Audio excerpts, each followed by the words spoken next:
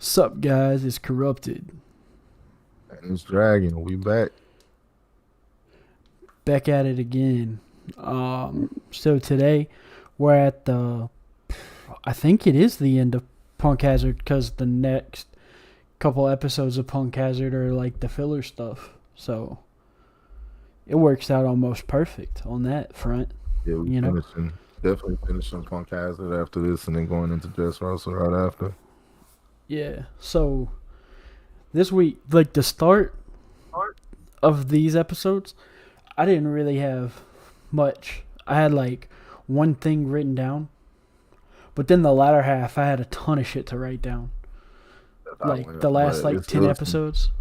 we had some good moments in the beginning, like especially when we start like off the Zoro with the thing, like going back to what we talked about at Fishman, how they and the last chapter, the last episode too, how they getting into their roles and really starting to get into that. We see Zoro taking upon his role to be the only dude or one of really the few in the crew that can really talk to Luffy the way that he did to get him back on track and keep him entertained. That's the role of one crew member of someone worthy as the Ubermensch to keep them in check when they feel like they're getting off or losing their foot. Sorry, I had to yawn. I was trying to hide You it get from it. the mic. Um, yeah, you get I don't know the right word for it, but it's like a sense of like Zoro's able to almost instill a sense of urgency in Luffy when no one else but Shanks is able to. You know what I Yeah, mean? you're right. Like, Yeah, you're right because it's like Robin can do it sometimes, maybe, but it's like not even really, and no one else really tries to do it. Maybe Sanji, but it's Usopp like tries to do Sanji it, but doesn't it never come up with. works. Like Usopp tries to do it Yeah, all the yeah, time. That's his yeah. entire character. He's like, "No, you can't be Usopp doing definitely. that. That's stupid." Sort of thing. You know what I mean? Uh, but Zoro, I think he just. Also, I don't even know if it's necessarily Zoro's able to instill it. It's just whenever Luffy has a sense of urgency, Zoro also has the exact same sense of urgency. I think that's probably the better way to say it. Yeah, I like that. Cause they have Because the it's like like, it's like the last two brain cells that's competing for second place. That's how Zoro and Luffy are. I can see it. You know what I mean? Like you Like, get it. Yeah, you get it because like the simple fact of you see Zoro himself never really like tries to chastise Luffy on his like ability to like himself out of danger or whatever, because every time it is, Zoro's 1,000% with it every time. So it's like this time he sees it and it's like, nah, we in a new world, bro. Like we gotta get this shit together. And I like in that same Pinnacles in the anime, when he just started casually walking and literally towards Luffy, and all those guys went to swing their swords at him. And before he was just like blocking their blows and parrying them, throwing away. Nah, he says, I'm cutting all your blades off. All your blades gone. Now y'all ain't got no blades, no. Now what you finna do? Luffy, let's get it together. Stakes are high. Quit playing. Bro, it was a good moment. Like I enjoyed that moment right there. Like that's definitely one of the things that happened earlier. That was definitely good. And I know we see a lot of last. One thing I know we definitely see is Caesar's complete exploit of his BS in this. Like he really shows his like whole like ass in this. Like why he's one of the more hated villains in this thing. yeah, that is pretty accurate to what it is. But another thing that's interesting in this like collection of episodes that I noticed, and it's gonna be a theme for every villain that they face until Egghead. Every villain has a new like a new what's the correct word? A new level of hockey that like that the That straw he have to hats pick overcome, up kind of. the next time they fight a boss. Like here, like Virgo is like an absolute master of armament hockey. Like an absolute monster at armament hockey. And so it like feeds into the next thing. So we see like Luffy's armament hockey gets a little better. It's like Oda showing us the Luffy's gonna add this to his arsenal by the time that person's defeated. And You know what I mean? that's good. That's really great observation there, because it's like you see it, because I ain't even think about that. Like Virgo is a master of armament, and it's almost like Luffy got like that little small encounter he had with him before he went in like the trash chute, which I think we'll get there in a minute. But like he see that on, because Virgos, bro, that was the first time we saw somebody with that level of armament. Yeah, it's like, the go first crazy. time we see someone that actually their entire fighting style is based on armament hockey. You know, like we've seen people use armament hockey, but we haven't seen armament hockey based anything. Like, Right. Like you know what I this mean? this dude really got his armament hockey together to the point where it's his whole fighting style and his whole method of like attack, which is, bruh, like, yeah, Yeah. yeah.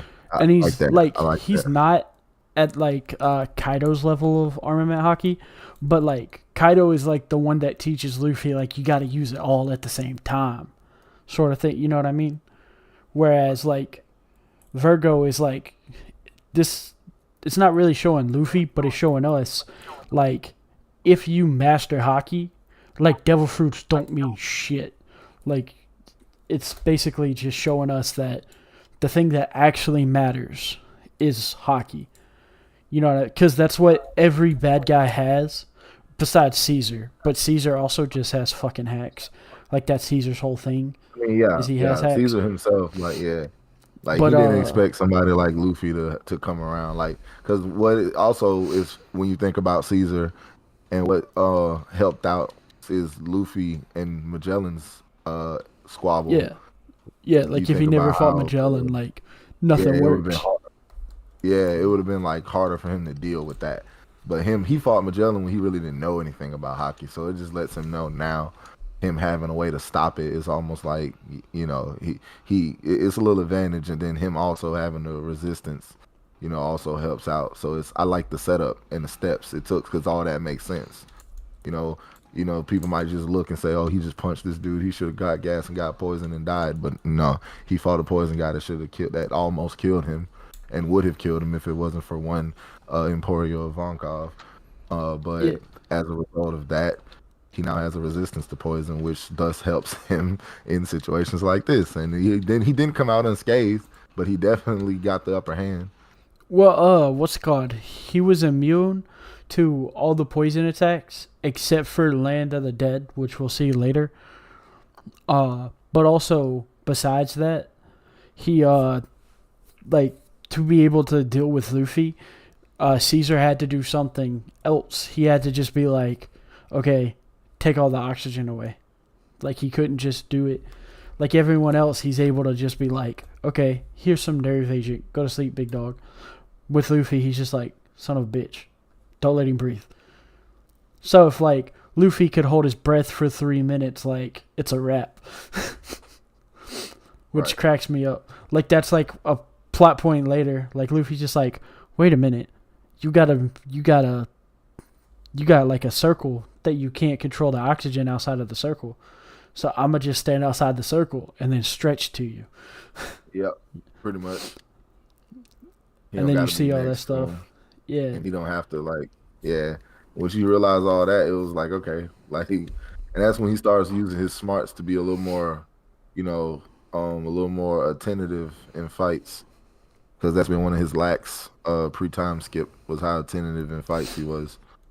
And then another thing I noticed kind of heavy is another thing Virgo has that's it's a bit of a foreshadow for Egghead, but we didn't know it at the time.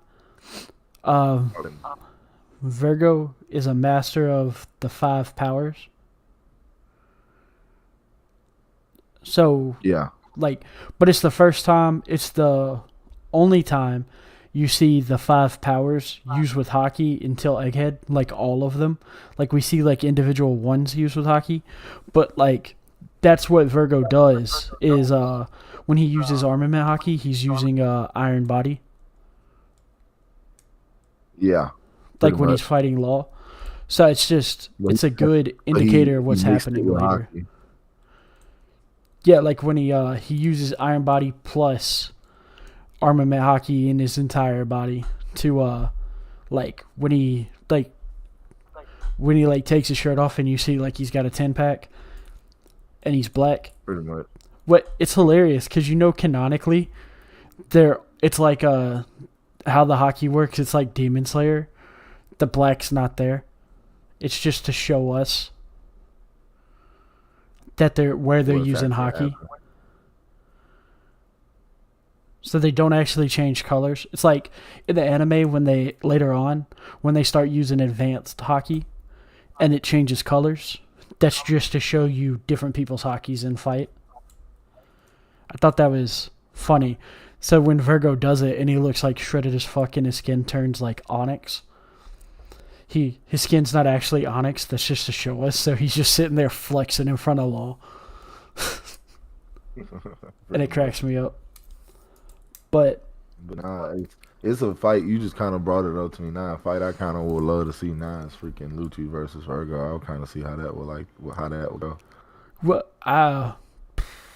if I had to say who would win, I would have to bet all on Lucci, just because like Virgo's a master of armament hockey, but Lucci has mastered all of it. Well, not all of it, but like he has good observation hockey and good armament hockey. I don't know if they yeah. Like they both have shave, so it's like one of those. But I think Lucci would win just because he could see it. You know what I mean? Because I have a feeling that Virgo sucks at observation hockey. Like we haven't seen it yet, but like in my mind, I feel like Virgo sucks at armament hockey if I had to guess. Because why would he constantly forget things are on his face? That's a good possibility. Like, I get that it's supposed to show that he's so absent-minded, except for when it comes to his job. Like, he doesn't think about, like, the idea is he doesn't think about anything else but his job. But, like, when he says, like, where'd I put my sword?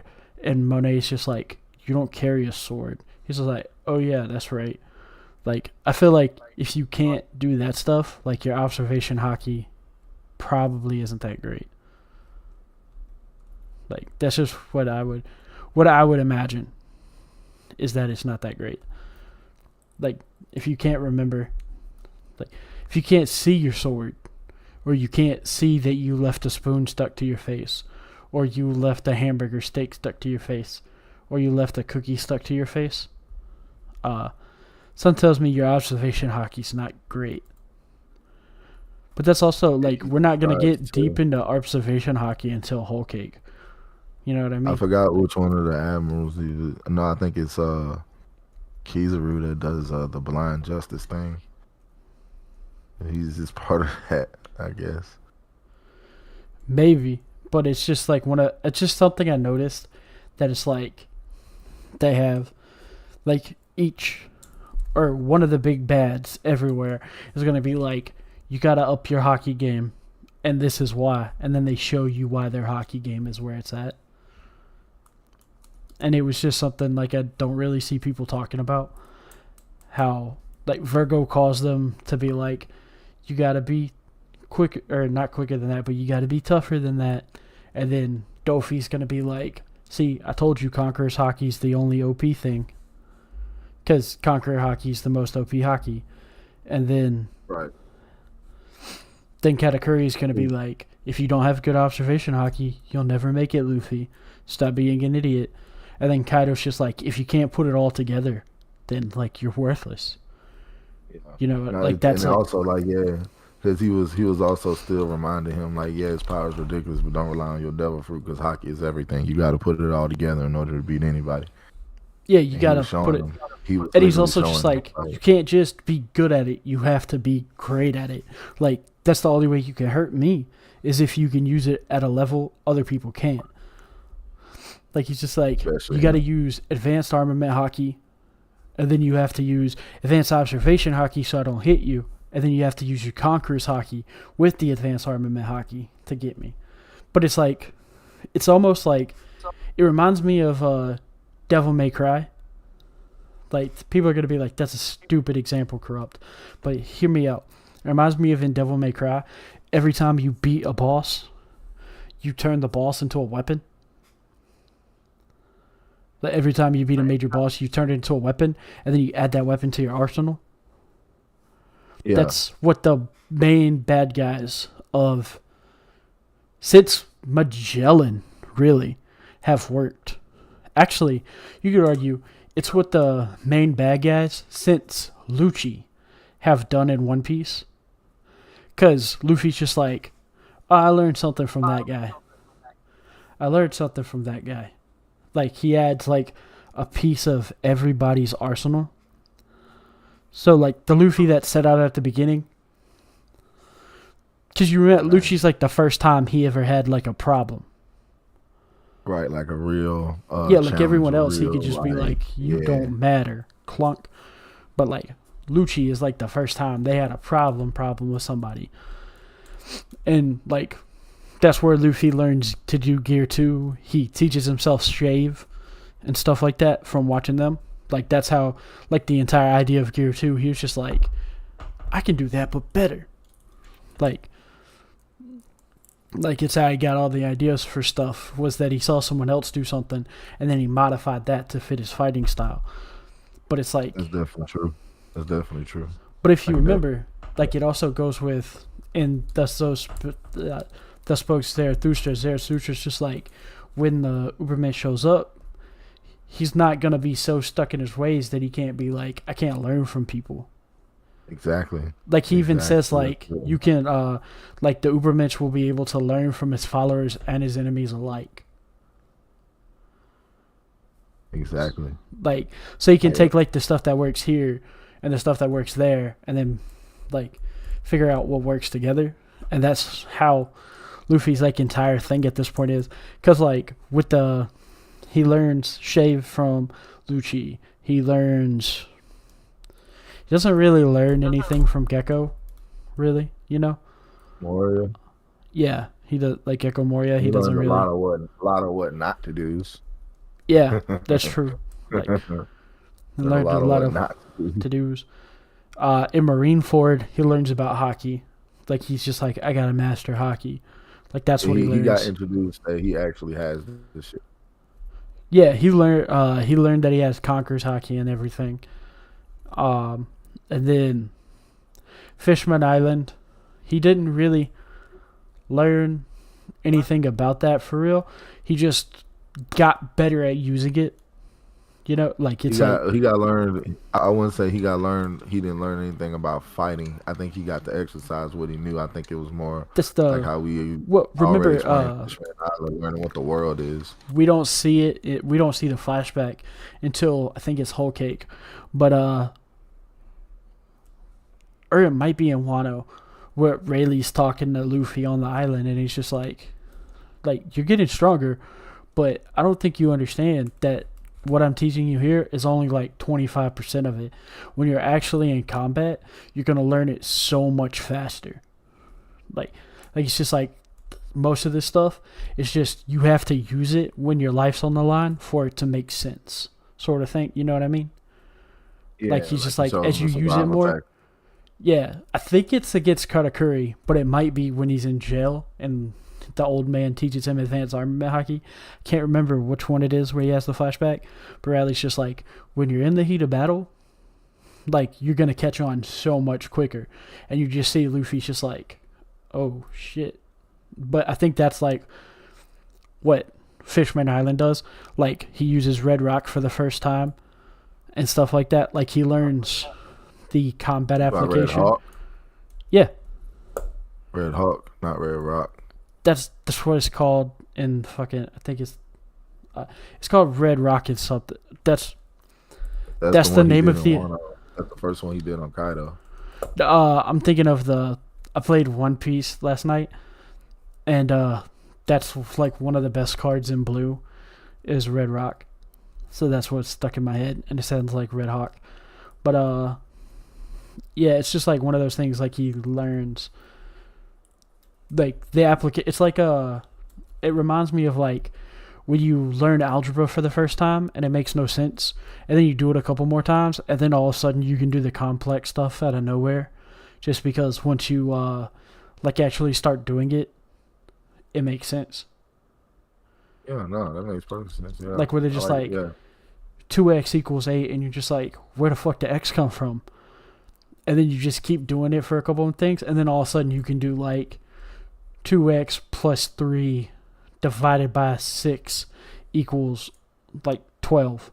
And then like you can start doing that shit in your head because you did, like, you knew the basic stuff, but then once you start applying the basic stuff over and over again, it just gets quicker, and then you're able to do the crazy stuff. Yeah, you good. And that's what it like feels like the main bad guys are doing for Luffy.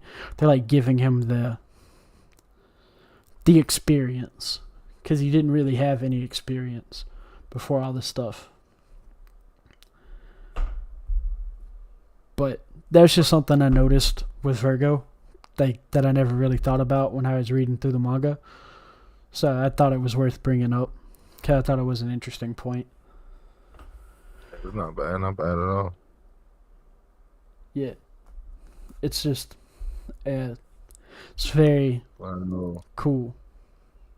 I know Virgo plays a big part in a lot of these sequences too, because it's like, this is like when we talk about what he does for this, like just in general, like how he introduces us to just how big Army Hockey can get, but not only that, like how he was showing us what the government how the government really operates. We start to get little tastes of that too as we start to get closer through this thing, because we was always the way it was kind of portrayed in the beginning was like how the government was like kind of justified and they don't kind of do nothing backhanded. Then we starting to see some of the backhanded operatives like Virgo.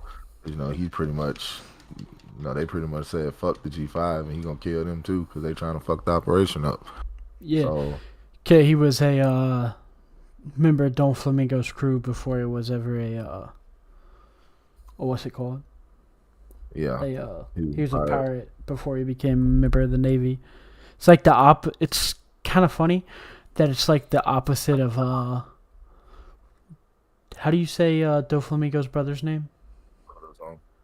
Corazon. Yeah, it's like the exact opposite of Corazon, which is something to touch on when we get there, which is clever in my opinion. But the big thing at the end of the last episodes was Smiley getting ready to unleash the crazy poison. But it brings up an interesting thing that like Caesar makes it to where there's a bag of apples left next to where Smiley quote unquote dies, because it's just a sentient slime, and one of the apples turns into Slimy's fruit. Let me show it real quick. You see there's a Slimy dying after eating the fruit, getting turned into Land of the Dead. And you see the basket that Caesar orchestrated to be left there. And you see the fruit start rumbling. And then as he slowly dies, you just see, boom, the salamander fruit, which is, it's a good bit of I don't know if foreshadowing is the right word, because we don't really see it again, but it opens up so much about devil fruits. You know what I mean? There's a lot of questions. Yeah, it tells us so much about devil fruits that we never knew. It just opens it up to, like, there's so much that could be done, since we see, like, devil fruits can go to the closest fruit. It's not necessarily a random fruit. And then it opens the question: does a salamander fruit look like an apple, or does it just look like an apple because it was an apple that was turned into the fruit? And we'll see like an example of that later in today's podcast episode. We'll see when we get to Momonosuke. So it was just something I thought was worth bringing up because it's very interesting. It's just something you don't see a lot of. I thought it was just worth bringing up. You know? Yeah, you good. But between that and the stuff, like, we don't see a lot from Luffy because Luffy's just like, hey, we're stuck in a cage. I don't think we're ever gonna die or anything. We should be good. Sort of stuff. You know what I mean? Like how Luffy is when there's yeah, which is not the same stuff we talked about in the beginning on how he's what probably his best quality or qualification that makes him the Ubermensch. How he just never really fades in danger. Like even in like a lot of things we see him in the most danger, he never really fades. Like I can even go so far as later when we get to Kaido and he actually gets knocked out and Kaido says the dude's still freaking looking at me. Like he knocked out and still on demon time. But that's just an example. Like we see it. We see it. That's just how we go. But I know things go pretty much differently after they get out of that cage. Yeah, it also shows off like how much smarter the law is than everybody, or maybe not so much smarter. Like he might not be smarter than Nico in like the sense of what most people think is smarter, but when it comes to planning and everything, he's so much. Yeah, he's just like, hey, can either of you start a fire? Frankie's just like, can I? And you see the entire thing was just so no one could see him, so Caesar wouldn't squeeze his heart. Like, you see that's the entire setup. Already switched his chains out, planned it out. Yeah, he's been planning it out forever. You know, he got lucky that that it wasn't one of the sea prism stones that got put on him. You know what I mean? Yeah, you're right. Because there were still some sea prism stones, as you can see by the ones put on, like Luffy and Nico. And there's still some out there. Technically, it was Tashigi at the time, but in Smoker's body. Yeah. And then you see all the stuff with, like, he uses, what is it, shambles? That's what it's called, right? Yeah. Because I'm so used to the translated version of it. I like the translated version of it more. It's called, like, chambres or something, because it like, plays off the... There's still some translations that say it like that, and I just know. Apparent, like, I think it's like the chambres one for it. I like a lot because it like gives a hint earlier than we should know about Law's thing with Dressrosa, like Law's connection to Dressrosa, because it's in Spanish instead of English. And Dressrosa's based off Spain. It's like. Right. That's why I like the like. It's just like that's fucking clever, Oda. Like, or like the other thing that's clever. Like when we get to Baby 5, all her stuff is in Spanish. Like a Spada girl and stuff like that. Because a Spada is Spanish for sword. Spada is also a type of sword. Yeah, but well, it's like katana is Japanese for sword, but it's also a type of sword. Well, yeah, that's true too. So, but it's just like that sort of stuff is like that's so fucking smart from Oda's perspective. You know what I mean? Like it's the little things that show that Oda's good. It's not the big things. Correct. Like you gotta immerse yourself and dive in and see what it's about and understand these things to understand why it's good. You can't. This is one of those animes you can't just go get the fight scenes and be like, oh, the fight scene not good. I'm not going. I know you gotta understand everything that came behind that fight scene to understand why that fight scene is important. And that's why a lot of people, it's a lot of people that will admit that they don't watch One Piece for the fight scenes. They watch it for the stuff behind it. Oh my God, watch it for the stuff behind it and everything. And Well, that's the entire reason I got into One Piece was the stuff behind it because I didn't like any of the fight scenes before Dressrosa. So, understandable completely. like, I didn't like any of the fight scenes until Luffy versus Doflamingo, and people are, and to a lesser extent, Sabo versus Isho. Those were the first two fights where I was just like, okay, I fuck with this Oda. You know what I mean? Like everything else, it was like, eh. Sabo made like the addition to Sabo when we started getting into the Rebel Army just made One Piece so much more enjoyable. Yeah, well, like there's a reason that he became my favorite character so fast. Because at first it was like I like Garp and Shanks, and then the Sabo stuff, I'm just like, nah, it's Sabo. Understandable, completely. Like immediately, which is cool. We only got 2 weeks until we get to see Sabo. 2 weeks from today, we get it because Sabo's like Sabo shows up. I think it's like 60 episodes into Dressrosa. I don't know specifically. It's something around. It's something around there. Yeah. We'll definitely get this. The Sabo interaction's one of my favorite interactions in One Piece. I swear to God, like I cried some real tears that day when I first saw that. This is gonna make me sound like a dick, but I didn't cry any tears. Hey, that's on you, man. Make you sound like a dick. You react differently than I do. That's nobody's fault. Good. Hey, I ain't mad at you, buddy, at all. What's it called? Sabo shows up 50 episodes in to Dressrosa. Oh yeah, that would be like looking at it.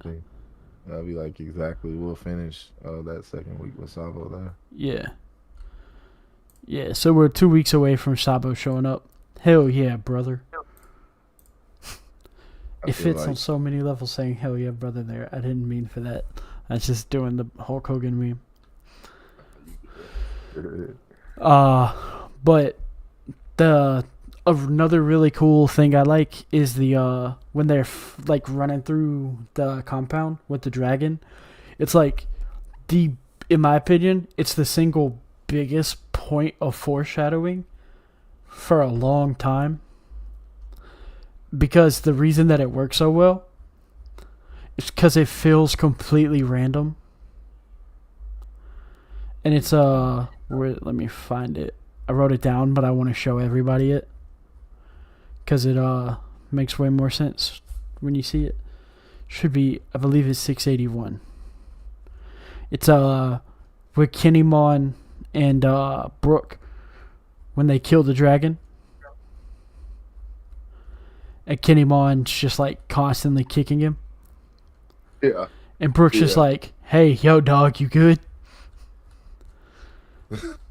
Like, what Brook's exact things, what he says is there a history between you and dragons, Kinemon? Did one perhaps eat your family or something of that sort? Or something of the sort? And then Kinemon says, were that the case, my grudge could be no greater, cause it's so much more ironic than that. It's so much more ironic than that implies, because if you remember, it wasn't one dragon that ate his homeworld and destroyed his life, and ruined his relationship with his wife, like made it to where he never got to see her again and stuff like that. It was 2 dragons that ruined everything. And not only did they eat his family, they basically stole the life of all of his people. Which is?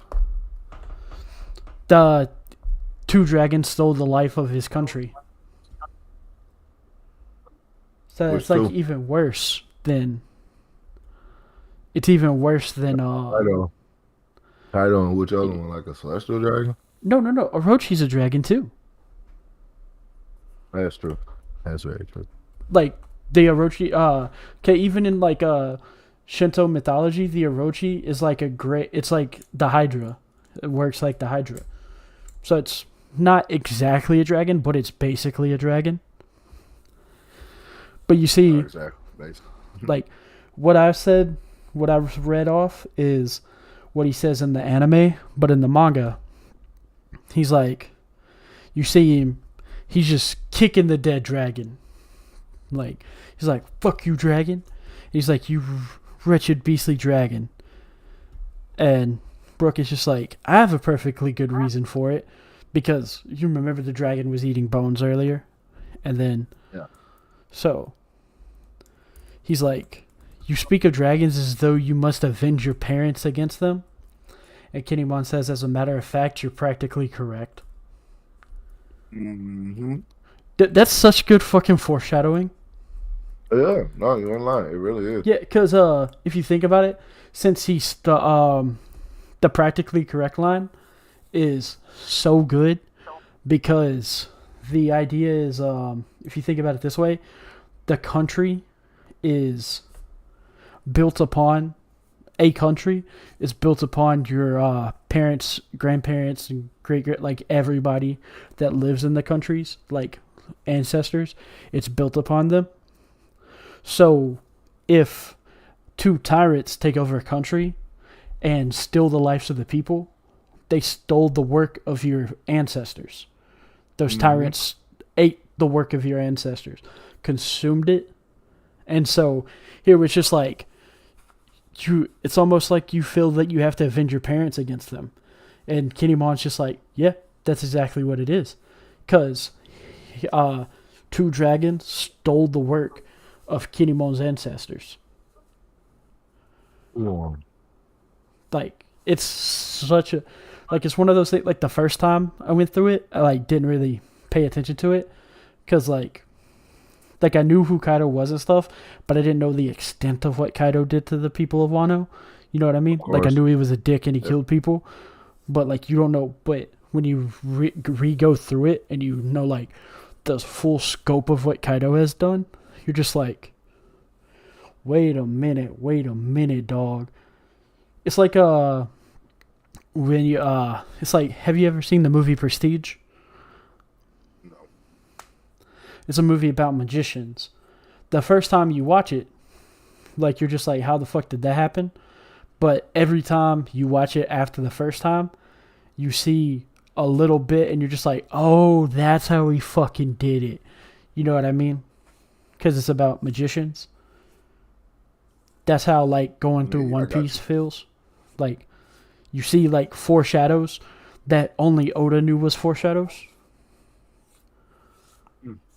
Like, constantly just down the line. Left, right, front, center, yeah.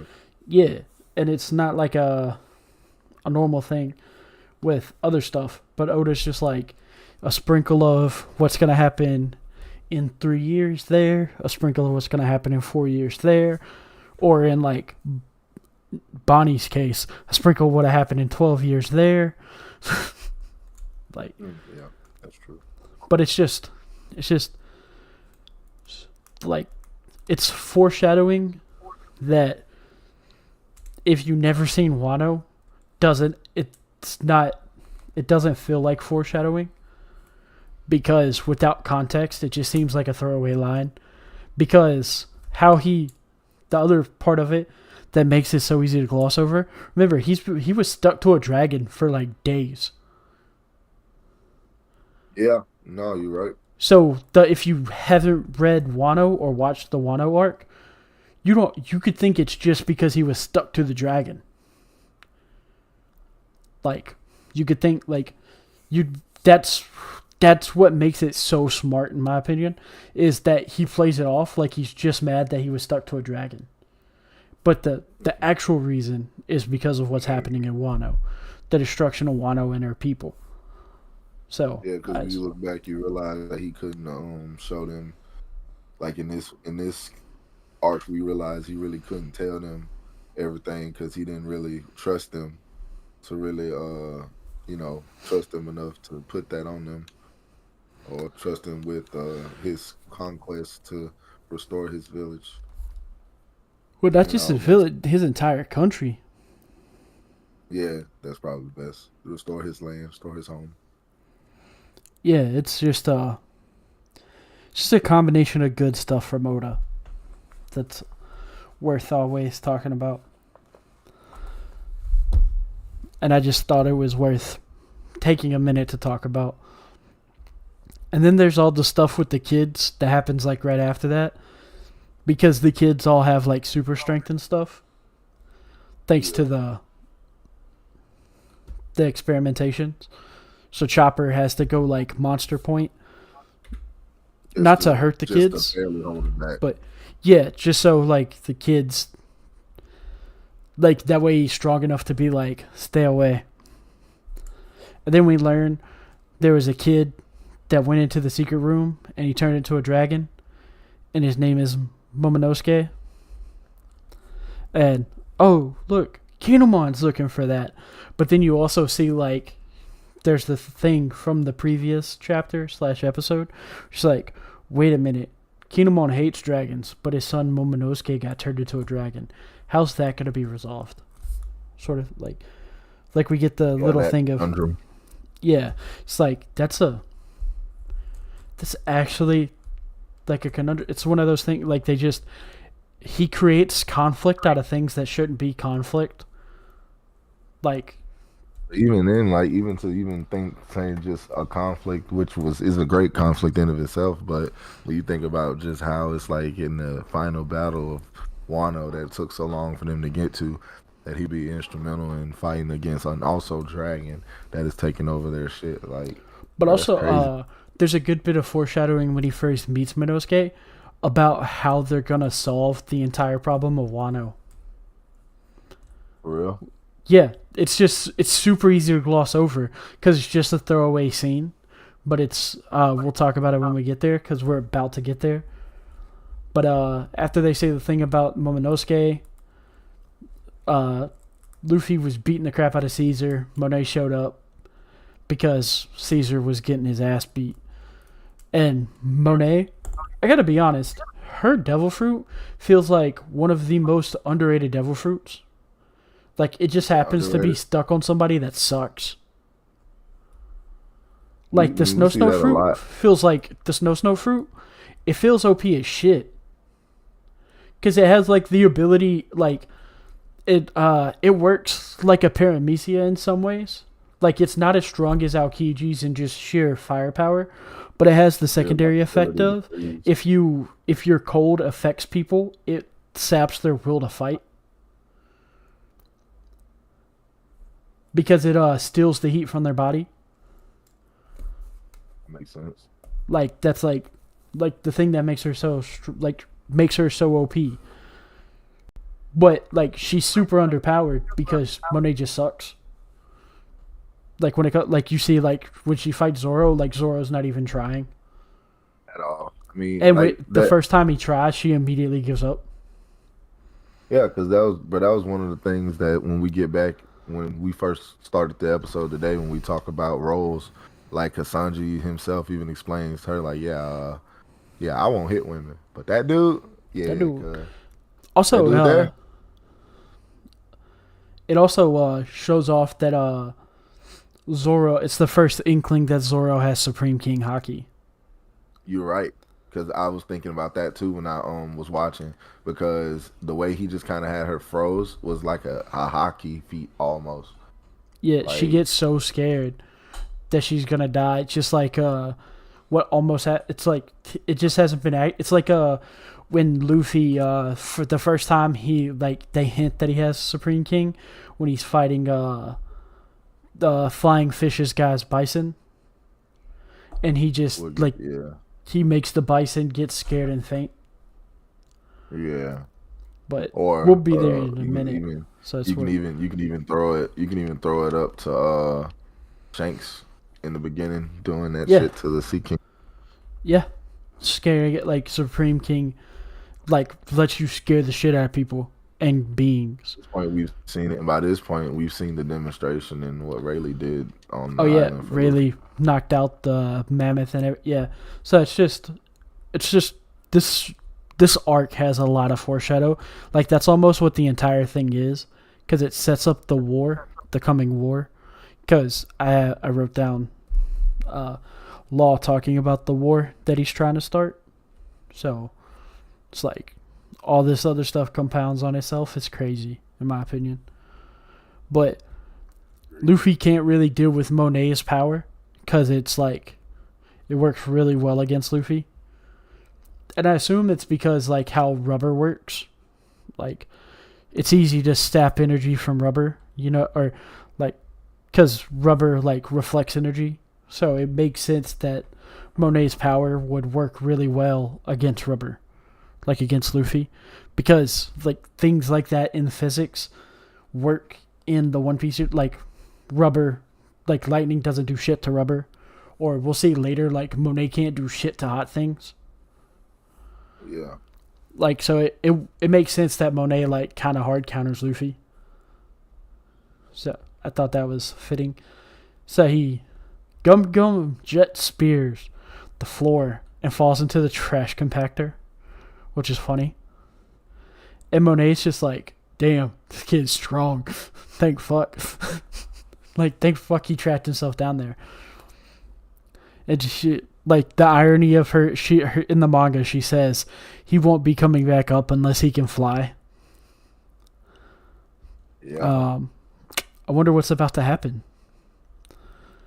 But, and then it cuts to Chopper getting his ass beat by them kids.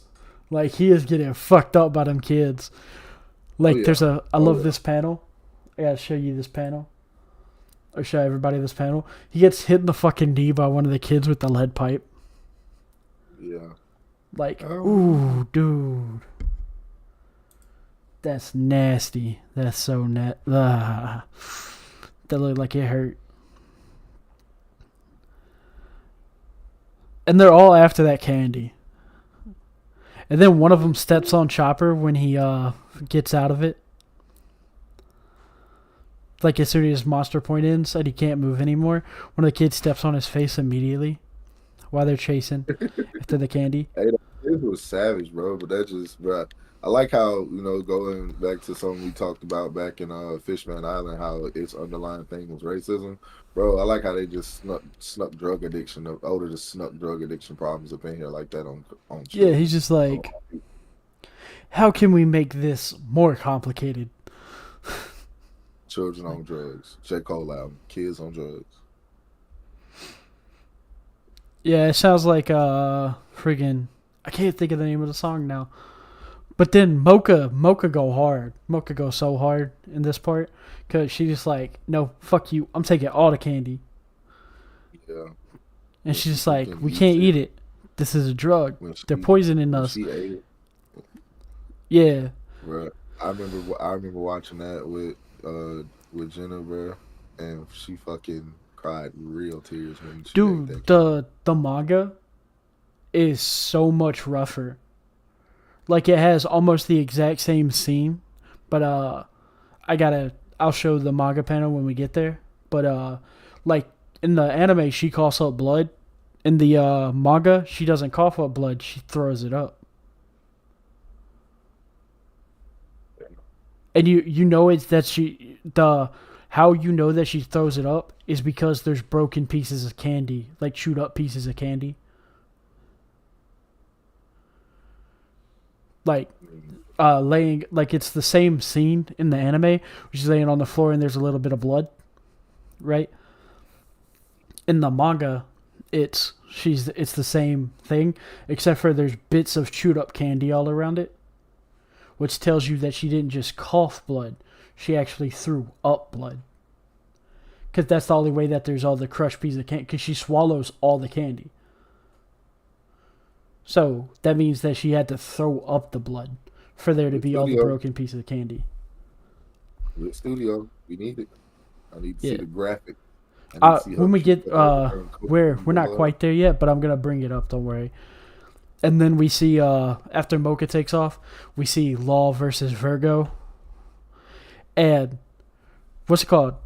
One thing that's interesting is it seems one-sided in Virgo's thing, but you learn the only reason that's the case, that it's so one-sided, is because Law can't actually go all out. Yeah. Because he might fuck up and kill himself, since Virgo's holding his heart. Yep. Like, and he keeps trying to get it back and he can't.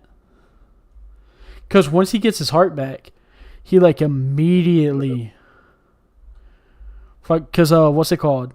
He hits Virgo with a counter shock, and it like really messes Virgo up. Like it like shoots a stream of blood out of his nose. And Law's just like, yo, dude, you suck dick. And Virgo's just like, keep squeezing his heart. And then you see Smoker show up and be like, what the fuck you think you're doing? And I really like the Smoker fight with Virgo because it shows off like how strong the like hockey is compared. Like hockey beats everything is what it shows off. You the difference. Showed you the real difference. Like hockey beats it because at this point we were told I don't think the only thing we got before this that showed us a different in what hockey could do was Rayleigh and Kizaru, and that was before we got the explanation. Yeah, well, I'm talking about like we saw before, like before this moment, we were led to believe that Logias are the pinnacle of power in the verse. You know what I mean? Like, right. And then hockey just lets you deal with them is like how they explain it, but no, that's not the case. It's hockey is the pinnacle of power in the verse. Like the Virgo fight shows it off. Like how they're fighting. Virgo's just like, I'm late. We need to hurry this up. And Virgo beats the shit out of Smoker. Like he spends the entire episode and chapter. Like, it's crazy. Yeah. Also, like the little thing, you know how we talked about Yasop's one of the first times we seen something imbued with armament hockey? We were wrong. It's actually, I've completely forgot about Virgo's the first time we ever see a projectile imbued with armament hockey. Yeah, when he was through shot the little piece when he does this right here. Hold on, show me what you're talking about.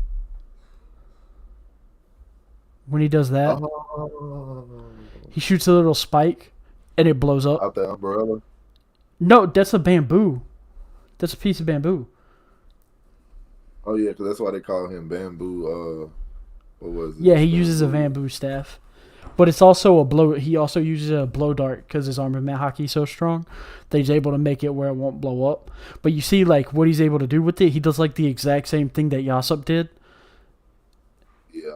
Where he can make stuff blow up. So I think that confirms. Like I feel like this manga page with this paneling, it shows you that Yasop 100% used armament hockey on Bartholomew's ship.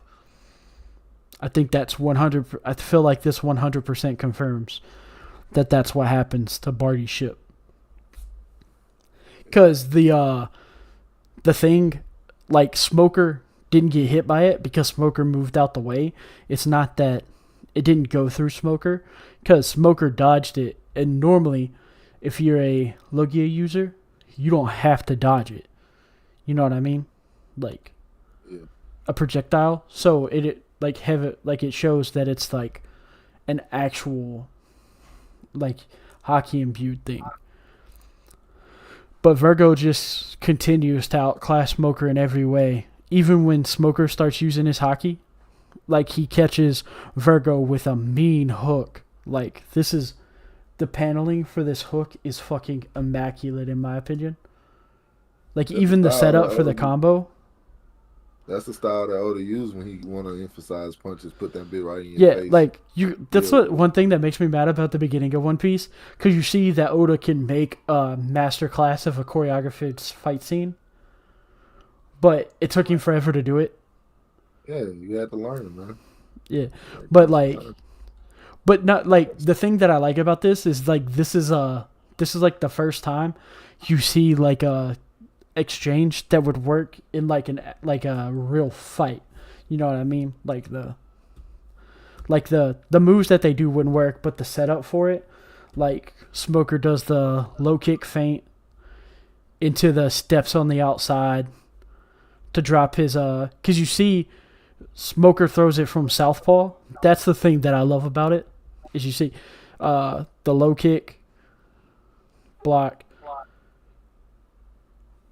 into the whip around to the weak side since he's wide open because he counterattacks with the bamboo staff to be left wide open. You see Smoker just loads up Southpaw with the fucking the back lead hook and just fooms him. Yeah. Like he punches, he steps through. That's the thing. That's the other thing about this moment that's so well done is like you see he does that little exchange, gets him caught off balance off that 1 foot, and then you see it's a back leg because you see from the first or the second panel of the exchange, it's a back leg, but he steps all the way through into it into the next page when he lands it, and it's just I see how he threw his whole body into it. Kind of. Yeah, like how it would work in a real fight. And to me, like as someone that like watches way too much MMA stuff, like that's like my favorite thing to watch besides anime. It just felt so good to see him actually. It's like I feel like Oda watched Pride back in the day. Like there's no way that he didn't watch Pride back in the day. Like the MMA organization. Just cause like you see like when Oda gets down to brass tacks, he can do good choreography, like good ass choreography, not just good choreography, but like this is some good ass choreography, and this is like this came out in 2015 or 14, which at the time there wasn't many things with choreography as good as this fight in 2015. You know what I mean? So. Right. This might have been 13 because Dressrosa came out. The anime for Dressrosa came out in 2016, so this is probably 2014, maybe 2013. But it's like the only choreography that's at this level in the time frame is Bleach and Naruto. Like they're the only thing that's choreography is even on par with this. So it's just, I feel like you got to give Oda his flowers here because the choreography is just immaculate in this, and I thought it was worth bringing up. And I like the whole reason Smoker wants to beat the shit out of Virgo is because he's just like, how dare you lay a hand on my troops? Yeah, because he killed a couple of them with finger pistol. Bro, that moment right there was just top. Like that's one of the things when I mentioned that when we see the backhand stuff that the government do, which I should have brought it up because it's like, bro, like he really came in that thing like those troops were like praising him, like. Pretty much like happy to see him type shit, and he just slaughtered. Yeah, he was, and he wasn't. Yeah, it was different than normal because normally Oda doesn't show like Navy people being killed. No, he was straight ass stabbing people in the heart with finger pistols. Yeah, let you know straight up, nah, you dead, boy. I don't like you. Yeah, and then you see him running from the gas still. Caesar trying to set stuff up in the secret room. All that stuff.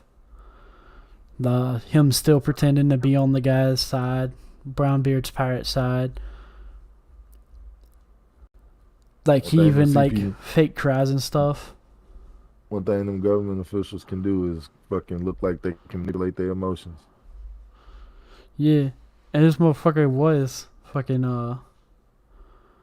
what's it called?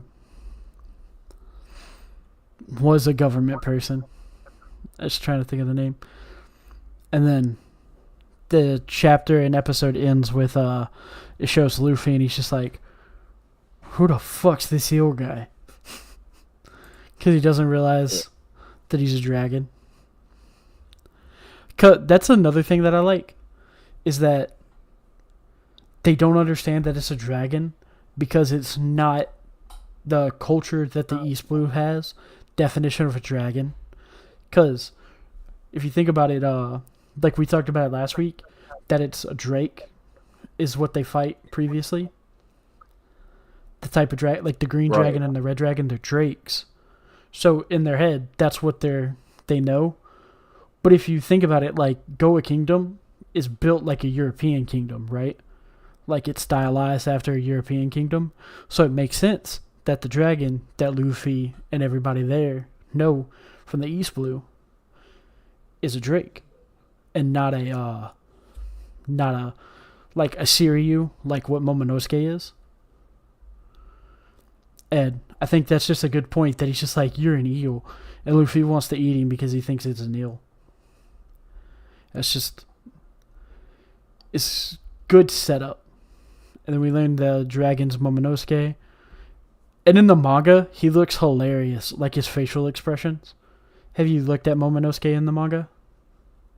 So He doesn't know how to. He doesn't like know how to control like his faces and stuff, like his face perfectly or anything. So he's always just like, what the fuck? Like his eyes are always like, oh yeah.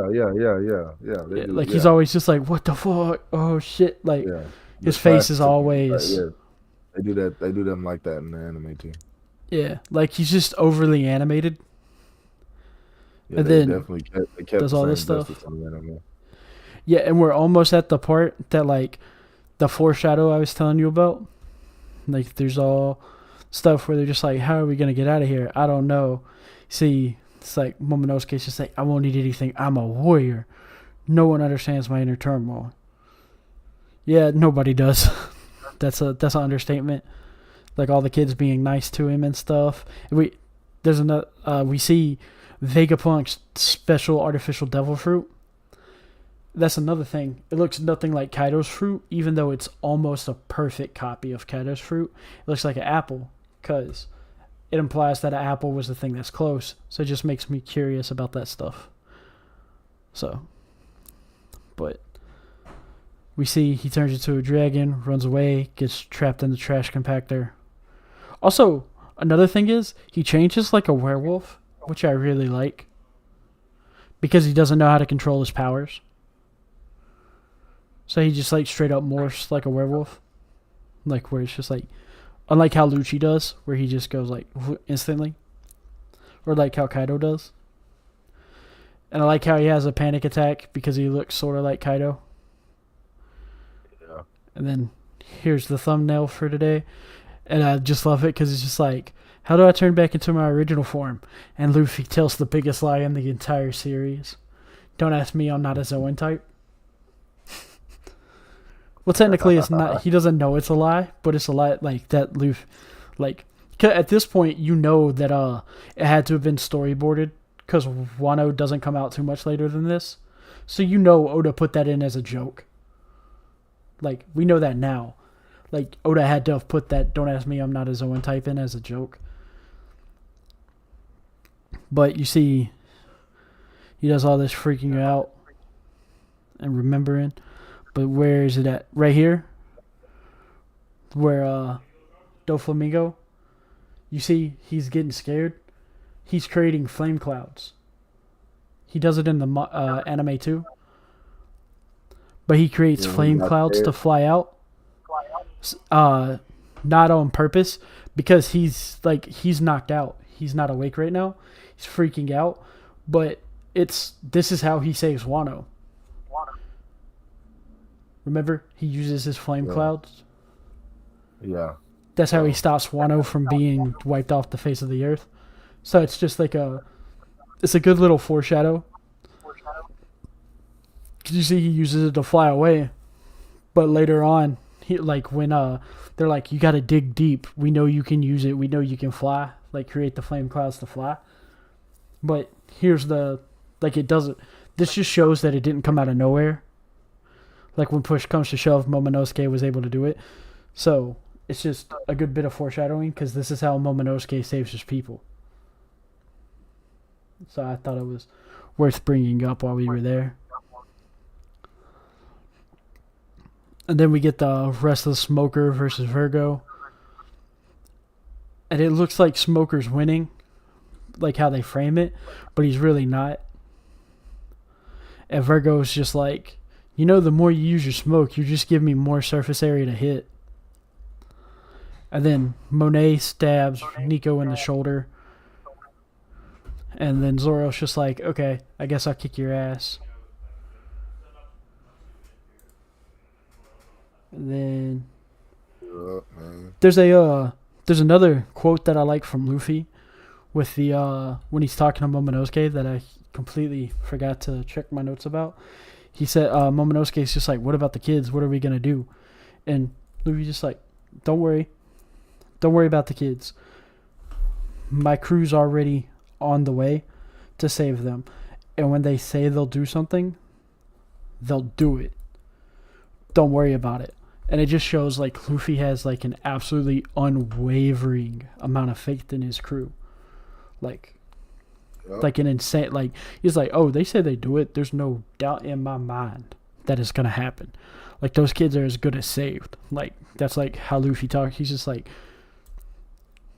he talks like how people talked about Christianity in like the 1500s, you know, like with absolute certainty. Like it's like one of those things that it just feels fitting, because that's like the entire reason why like we got the idea of the Ubermensch in the first place, is because people no longer had unwavering faith in religion, or Western society didn't. But like as a counter to that, our candidate for Ubermensch that we have, it's just like there might not be a God, but I have faith in my men, like the people that look to me. I have so much faith in them that I have no doubt they can't do whatever they say they're gonna do. It's just like his and it's like his crew, like how his crew is. They have no doubt in their mind that Luffy, even though Luffy is so much weaker than everyone they're going against right now, because like Kaido, Doflamingo, all them, like Luffy's so much weaker than all them, but they're still just like, nope. Luffy said he's gonna be king of the pirates. There's no way he's not gonna be. You might not even talk about it. You might as well not even fight him, even if you're stronger than him, because it's not gonna work. Because he's gonna be king of the pirates. It's like they have an unquestionable and unshakable amount of faith in each other, and it's fitting because 200 episodes ago or 300 episodes ago, might be a little bit more, Usopp didn't have that faith. Remember, like in Water 7, Usopp lost that faith in himself. But we see later on, like, not only did he regain the faith in himself completely, it's he even has this really hard line that I'm gonna bring up when we get there. But it's like Usopp is like the character development of Usopp is so good because it's like he doesn't worry about the faith in himself. He just believes Luffy. He believes in Luffy's faith in himself, which is just good character arc, good character writing. I like it. I just think it's something worth bringing up here, just because that's a good thing this arc shows off, is the unwavering faith Straw Hats had in each other, even though they had they've been together for a couple of weeks after 2 years apart. And remember, that 2 years was longer than they were ever a crew. You know what I mean? Like, right. From the East Blue stuff to Marineford is only 8 months. Like, it might even be less time than that. It's not even a year, because Luffy turns a year older before has his birthday before Marineford. I don't remember where at, but or he doesn't have his. It's not that he doesn't have his birthday. I said it backwards. He doesn't have his birthday before Marineford, so he is 2 years older instead of 3 years older. So that's how we know they weren't together even an entire year, is because at this time skip he's 18 instead of 16. So it's just worth pointing out that they've only been together for months. But they, and then they spent 2 years separated, and they still had so much faith in each other that they were able to just be like, nah, he said he's going to do it, so that's going to happen. Yeah, because they've only been... I get it. That's true. That's a good thing to point out, too, when you think about it, when you talk about loyalty, because it's like they hadn't even been around each other for more than not even a year. Yeah, not even a year yet. They sat around with faith and got stronger for 2 years. So pretty much double the time that they pretty much had been knowing each other and been around each other. 19, my bad. And just to go and to come back like ain't nothing happened. But yeah. Yeah, it's crazy. Like, and he hasn't had a birthday again, so that means like everything that's happened since time skip is even closer. Like, you know what I mean? Like, it's just it's good character writing, and then we get the flashback where like Mocha's thinking about all of her friends, and I noticed something. One of the kids' name is Dolan, right? Let me show you. This kid's name is Dolan. His head looks like a chestnut. I wonder if it just made me think, because I can totally see, like, there's only two people we've seen with a chestnut. And their names rhyme with Dolan. So, I just thought it was worth pointing out. Like, maybe he's related to Roland. Or the other one. What's the great grandson's name? Cricket? Bone Blunt Cricket? Yeah. Like, it just occurred to me, like, when I was watching it, I was just like, he's got chestnut hair.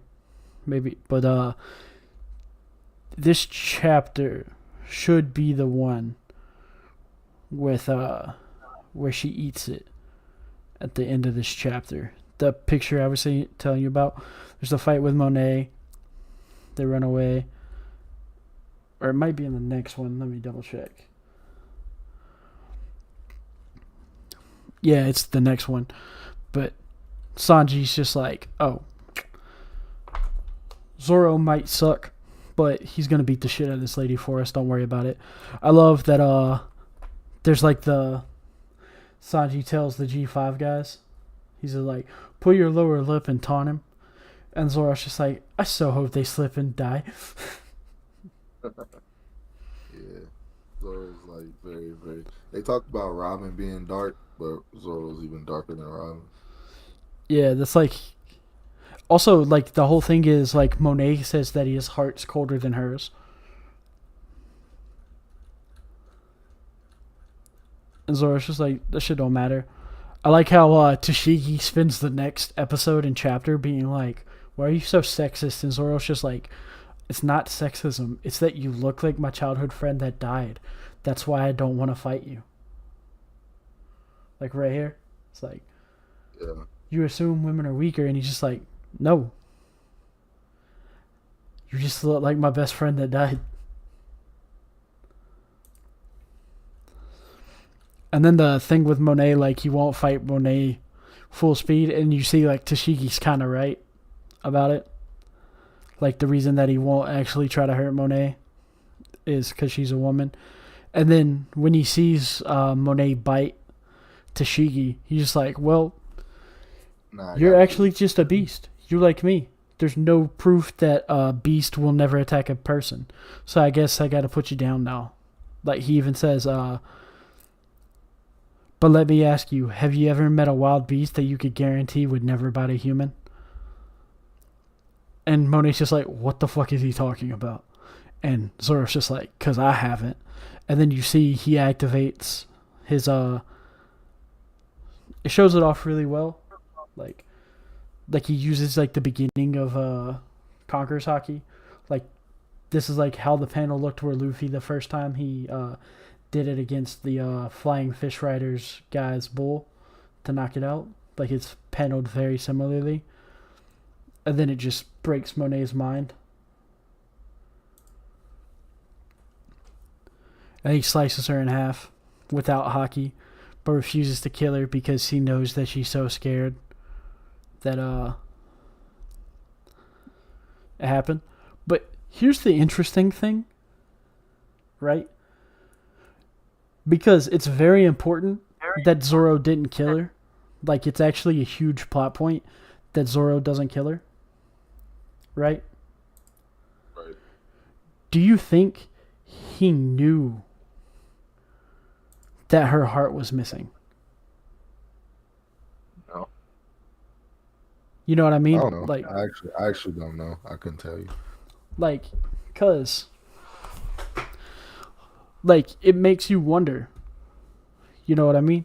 Like, if that's like so big brain shit. Like, he like played fourth dimensional chess. Because she doesn't remember, her heart's been missing this entire time. It was part of Caesar and Law's deal. Was that Caesar got Law's heart, he got Monet's heart. Yeah. So he knew, like, it didn't matter if he killed her or not. She was basically already dead. But it matters later, because that's how they get out of this situation. Like, her not dying here is the only reason they survive later. That's how Law plays the heart tactic, yeah. Yeah, because he had to swap it out like that, so she would have been dead here. Like, they would have been fucked. Because Caesar wouldn't think that he had Smoker's heart the entire time, and he wouldn't think that he had a contingency plan the entire time. Because, like, he's just like, I had a contingency plan the entire time. Like, he's just like, so no matter what, I could always take at least one of them with me. And then it turns out that the heart that he actually has is, what's her name? Monet's. It's just, I just wonder if that's why, like, if Zoro realized it. Because that'd be crazy if Zoro realized it. And then we go to them dealing with the kids in the episode and chapter that Mocha eats all the candy. Mm-hmm. But here we go. I'll bring it up.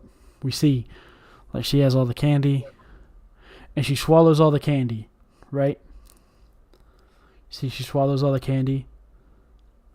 And we get the thing where we learn that it's all toxic and it'll kill her.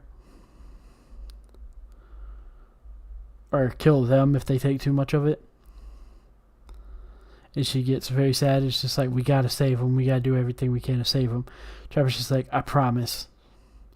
And you even see Chopper repeat, like, he's gonna be king of the sea. But when we get here, like, you see from a distance, the, like, very similar. But when you get close, you see? Yeah, you see the fragments in there. Like, the fragments of candy, which tells you that she did not cough up this blood because it's chewed up pieces of candy. She threw it up. Like, because, like, you can cough up a little bit of blood, but you're not going to cough up chunks of candy. You know what I mean? You're going to throw those up from the poison. Because, like, at first, she doesn't immediately, if you go back to the top, she doesn't immediately start coughing like she's choking on it when she first eats it. Where's it at? Like, she doesn't start coughing. She just immediately swallows it, and it goes straight to, she coughs, blood comes out, and then you don't see any more, and then it cuts to immediately. Boom. Yeah. See, this hurts this hurts on such a, like, bigger emotional level to see, like, this than it does not seeing the bits of the candy, you know? Like, and also, I don't think that Haname has the, like, her mouth is full of blood here. Like, it has the blood splat on the floor, but, like, Oda actually shows you, like, Mocha's gonna die. Like, he shows you outright, like, Mocha's on death's door. Like, you're just like, oh no, Mocha's sick in the anime, but here he's just like, yeah, if it wasn't for Chopper, Mocha would have immediately died. And it just makes it hit so much harder. Like, in my opinion. Like, it, like, the wit one's probably gonna go crazy, dude, with it. You know? Oh, and then another thing, when the G5 people pick her up, you see she's still got blood all over. Like, it just hits so much harder. It just so much harder. She's, like, barely holding on, talking to Chopper, and they go get her some stuff. And then Luffy, at the end of the chapter, Luffy and Momonosuke show up out the thing. Leads into the fight the brown beard part is pretty good. Where brown beard's just like, nah, guys, he lied to you all. That's not what you think it is. Also, there's a point that I wrote down that I thought was very interesting. When Mocha's talking to Chopper before they run away from the kids, Chopper tells her, like, they've been trying to turn people into giants for years. You know, like, just like they've been doing it for centuries. So it made me wonder, do you think that the current giants are the results of experiments from before the Void Century? And they just made it since like all the bloodline trait stuff? Go that far. Huh? I won't go that far. I'm not saying it is. I'm just saying it makes me wonder if they've been working on it for centuries. That's like saying, because you just basically just took an entire race and said you only exist because of an experiment, and no other races like that. That we know. I'm just saying they had. What I'm saying is it's not a theory. It's just like a what if that is the case? Because like remember before the Void Century, they're even further advanced than Egghead is. Yeah, but still, like that's what you're saying is you're saying that all the giants before are the result of an experiment that happened before, which no other race has been shown any signs of that. So it's like there's shown no signs of genetic altering creating of races, is what I'm telling you. Like, the only thing we've seen of close to being a race created is the establishment of the Seraphim. That's the closest thing we've seen to a race. Well, that's just bringing back a race that was gone, to a degree. Like, the Seraphims existed before? Not like that. Those Seraphims, they're more like chimeras. Like, they're like a combination of Buccaneer and... But don't divulge too far. Like, yeah. Understand that I'm telling you, all I'm saying is that, like, what you're saying is you're talking about a genetic creation of a race, which that's not been shown before. I know it hasn't been shown, but, like, it was just I'm just saying that's the only thing that exists because of a genetic alteration of an experiment that we've only seen somebody dabble in. I'll just say it, like, seen much of. What I'm saying is it could, like, we see, like, there's a bunch of things that don't look like foreshadowing in the story until Oda shows us that it's foreshadowing. I'm just saying that particular thing could also be that. I'm not saying it is. I'm just saying it might be worth thinking about, like, keeping it on the back burner. Sort of thing. Like, just, like, it's not a theory or anything. It's just like I wouldn't be surprised if Oda came out and said this sort of thing. I don't think that's the case. But I think I can't see that even being a slight in any way, shape, form, or fashion. Like, just for the simple fact of how the races have always shown to be so much importance and give so much, like, lore to the actual story. It's like if you come out and say that this race is genetically altered in a way, even if trying to say putting this on the back, I don't even think it's worth putting on the back burner, because you're just, like, taking the importance of a race and just taking it away.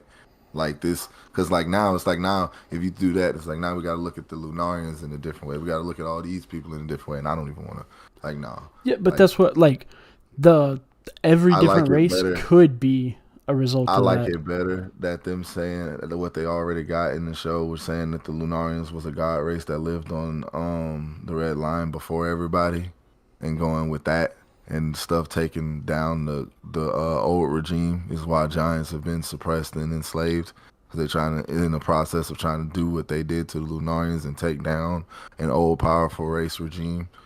Like, that just sounds way more plausible and something to look up and look into than, like, saying that they were genetically altered because of one entity did it and tried to do it. It's just some, like, I'm not saying, like, it happened or, like, I think it happened. I'm just saying, like, I wouldn't be flabbergasted or shocked if they're just, like, the reason there's all these special humans is because we don't even, like, we know roughly how advanced pre-Void Century, like, that ancient kingdom was. We know We don't. roughly, We don't know but anything. The only we thing know we've like seen is Eamon. That's it. no, I'll Eamon. say like That's we it. know that they're But at least several hundred years into the future because they were more yeah, advanced but than we don't Egghead. have any examples Yeah, yeah. That's for all I'm Eamon. saying is, well, we see Emmett. That's the only example, and he's more advanced than any robot And why anyone's would ever and why seen. would and wouldn't human experimentation be a last man trait? Wouldn't that not be a Ubermensch trait? And to avoid, I don't think as where it stands right now, No, no, no. the Actually, no, no, no. What's it called? Genetic experimentation would be an Ubermensch trait. It wouldn't be a last man trait. how though? That's human. That's human experimentation. It's always been a thing that's been frowned upon, and it's always been shown a thing that's been frowned upon in One Piece. No, no, no. Like it's never been shown as Thematically, a good thing in no, One Piece. thematically in a story, genetic We're not talking alteration. about in a story. We're talking about in One Piece. No, no, no. One I'm just Piece talking like I'm talking human about experimentation thematically. has always been. No, listen to me now. Human anything human experimentations. One Piece has never been looked on as a good thing. Nobody except Frankie. But Frankie's a cyborg and he fixes himself. He doesn't do things to other people. Yeah, yeah. Like That's what I like. anything that's That's happened and stuff has been done against their will. But we're talking about here is a race of giants that are a people. Why would the old regime in the old kingdom, that the lost kingdom in the void century, who we've now come to learn that was on Joy Boy's side, which was of good, not of the things that Emu is doing? Why would we look at him like Joy Boy in the old kingdom would have been a part of a human experimentation thing or so a race giant experimentation thing? Like what good would have came out of that? Because especially when you're talking about the giants, if you're talking about the giants in a race of people, like we go back, because even then, like what is Emus? Like, I get because now we that, but gotta ask questions, but we're not yeah, but like what I'm getting is so the theme of like in general, the theme of like super soldiers and genetic experimentation and stuff like that. Inherently, the theme is becoming better than what was before, like becoming greater. Like that's the inherent theme of it. So it's not a good or bad thing inherently. Like because like the reason to do the thing is what makes it good or bad, right? Like it's not a inherently good or bad theme. So it could be that the ancient kingdom was doing it to make people's lives better, and then the people that became the world government were just like, nope, we don't want you to do that. And then, or why we would the don't want world you to have government the, come back and re-sanction doing it? because Because the that's amount what's of happening power right now. And that would, like because the way I can here's see the it conundrum happening. though.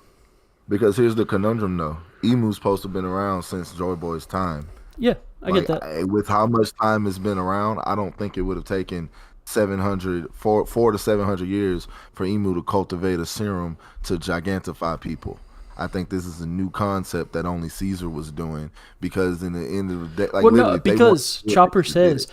they have been trying to do this for centuries. That's the whole reason that because the wording of Chopper is they've been trying to make people giants for centuries.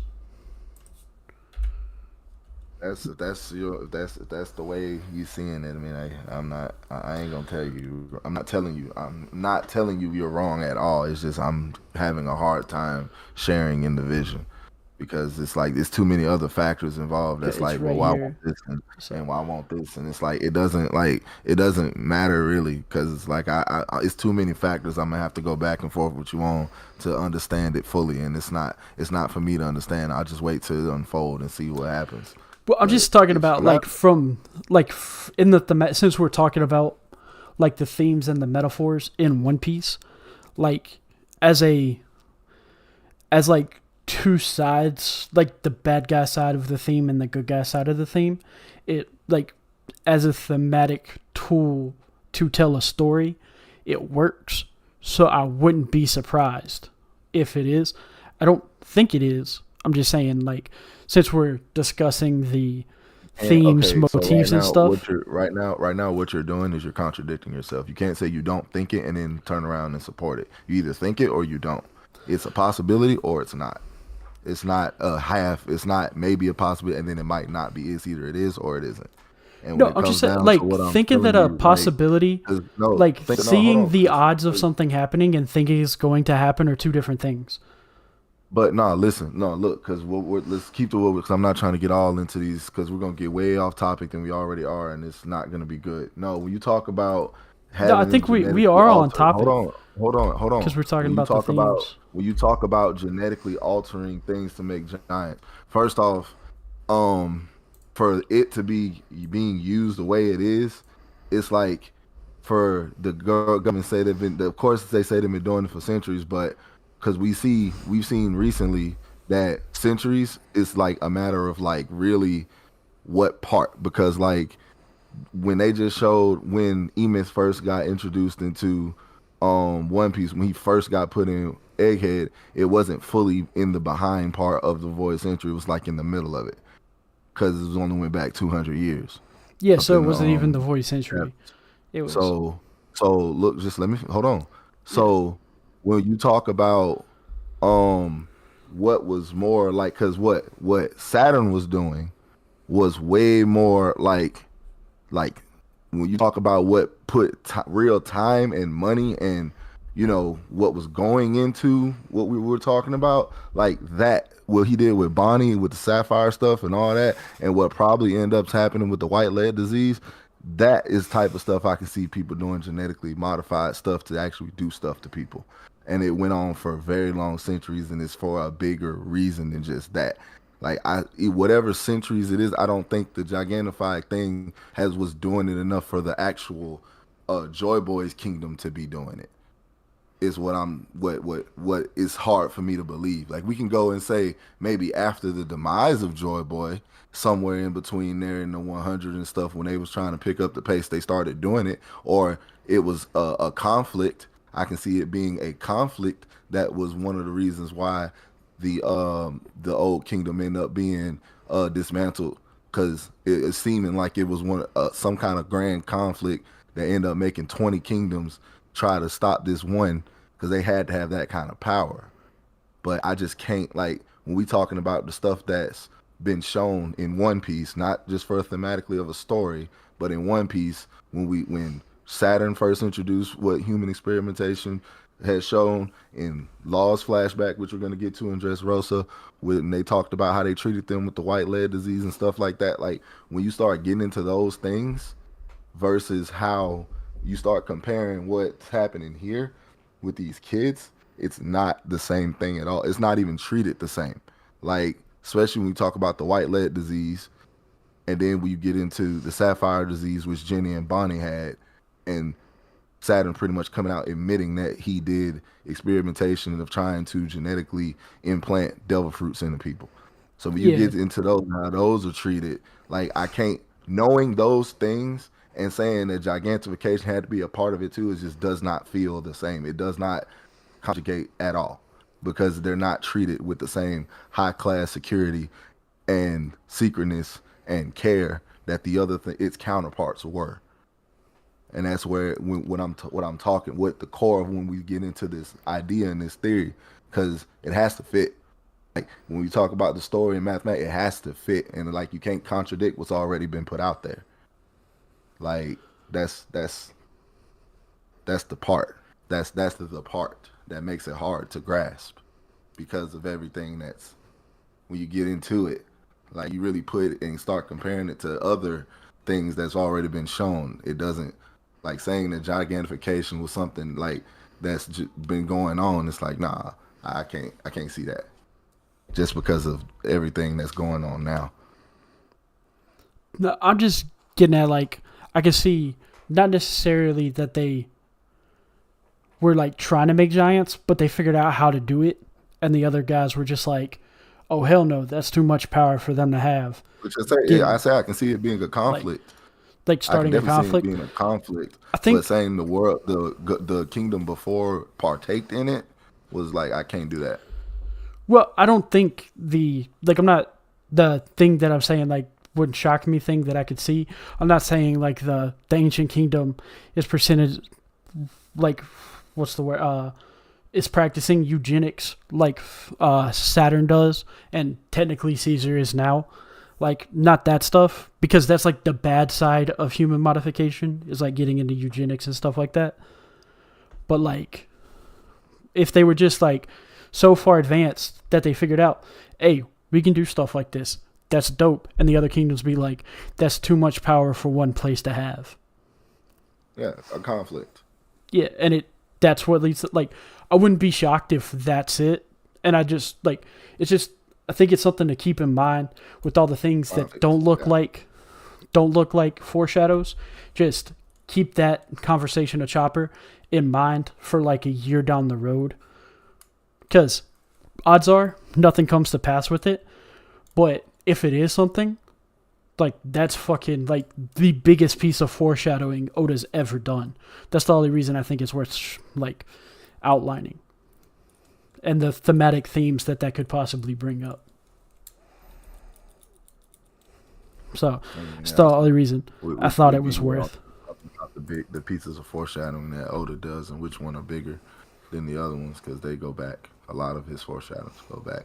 Even a lot of stuff in color spreads and stuff I've been seeing people bring up. Like, it's a lot. But that's I have to do some extensive research myself to even go into that and tell you which one was bigger. But it's worth it. Like, I kind of want to look, because it's a lot. It's a lot. Yeah. Also, another thing that's interesting is that Caesar says the giantification of what he's doing to those kids, in another 5 years they'll die. Right? Yeah. It's not the same timeline, but it's a similar timeline to what the Blue Scales does. It's not exactly the same, but it's a similar, like, how long they have. So, because, what's it called? Bonnie doesn't she have 5 more years when they find out what the scales are?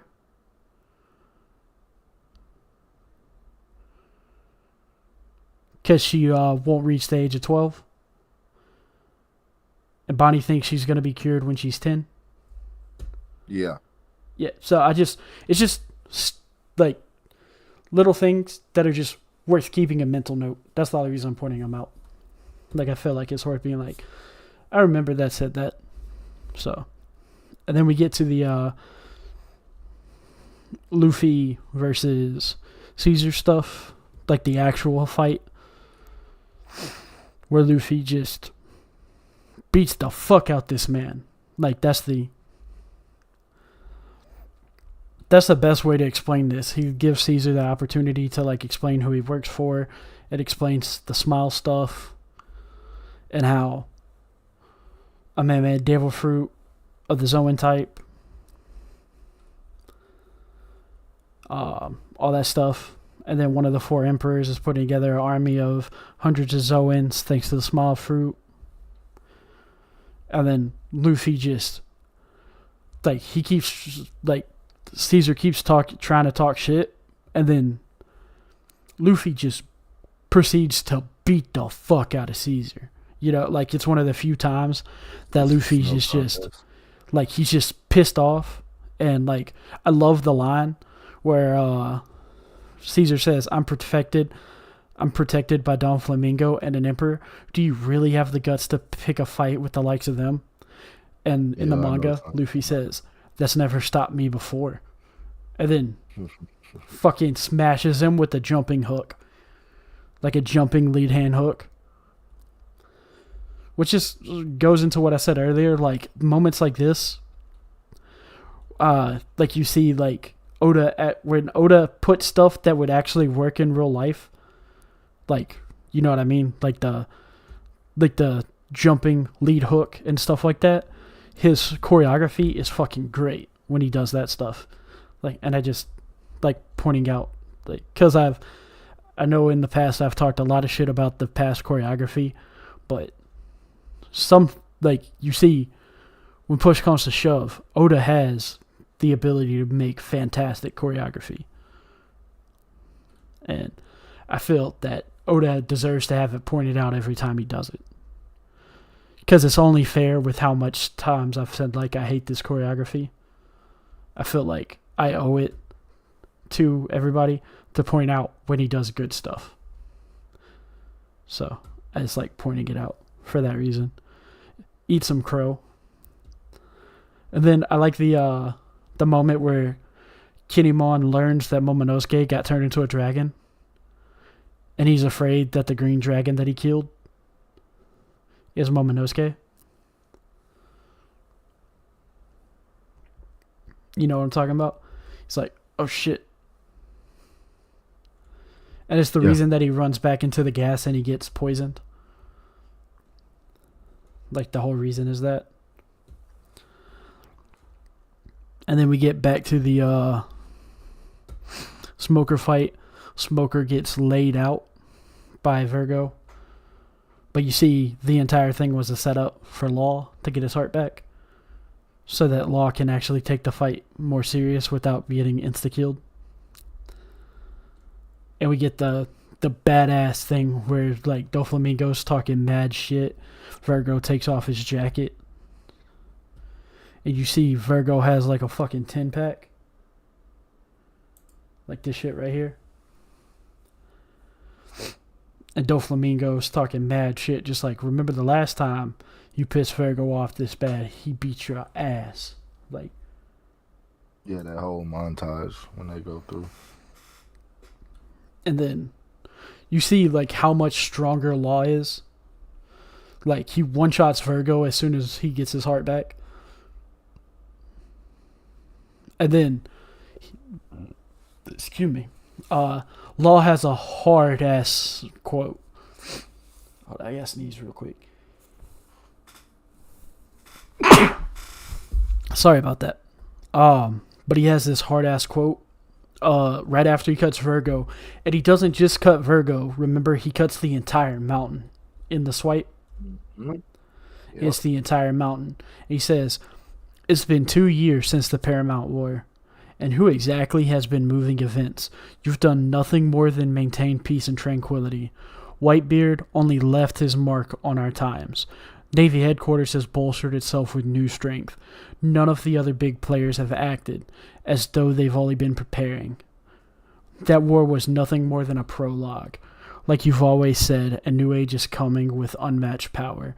In an age of the daring and mighty.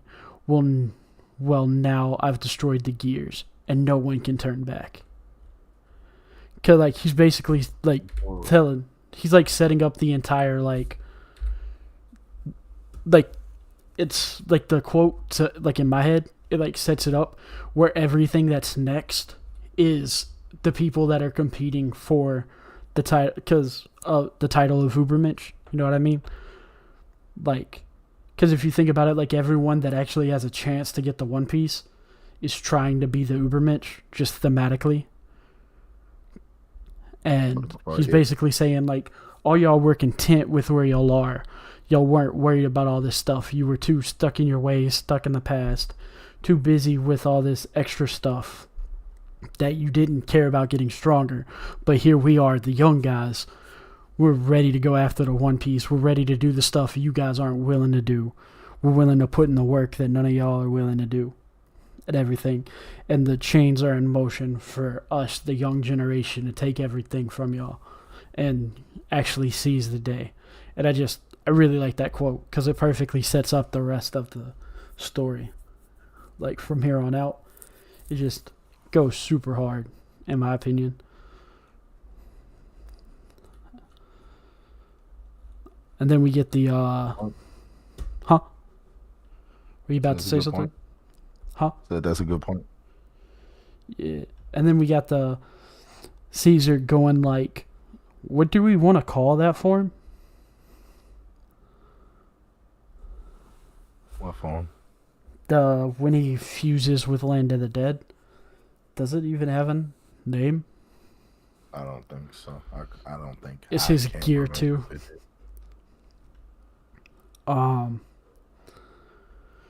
Caesar says a couple of interesting things when he fuses with it, though. He's like, This is my power, the power of science, thanks to the public demonstration. 2 nations, peaceful ones, mind you, have already leapt at the chance to use Land of the Dead. When humankind truly seeks to protect itself, it desires the means to kill its enemies. They all need me in the end.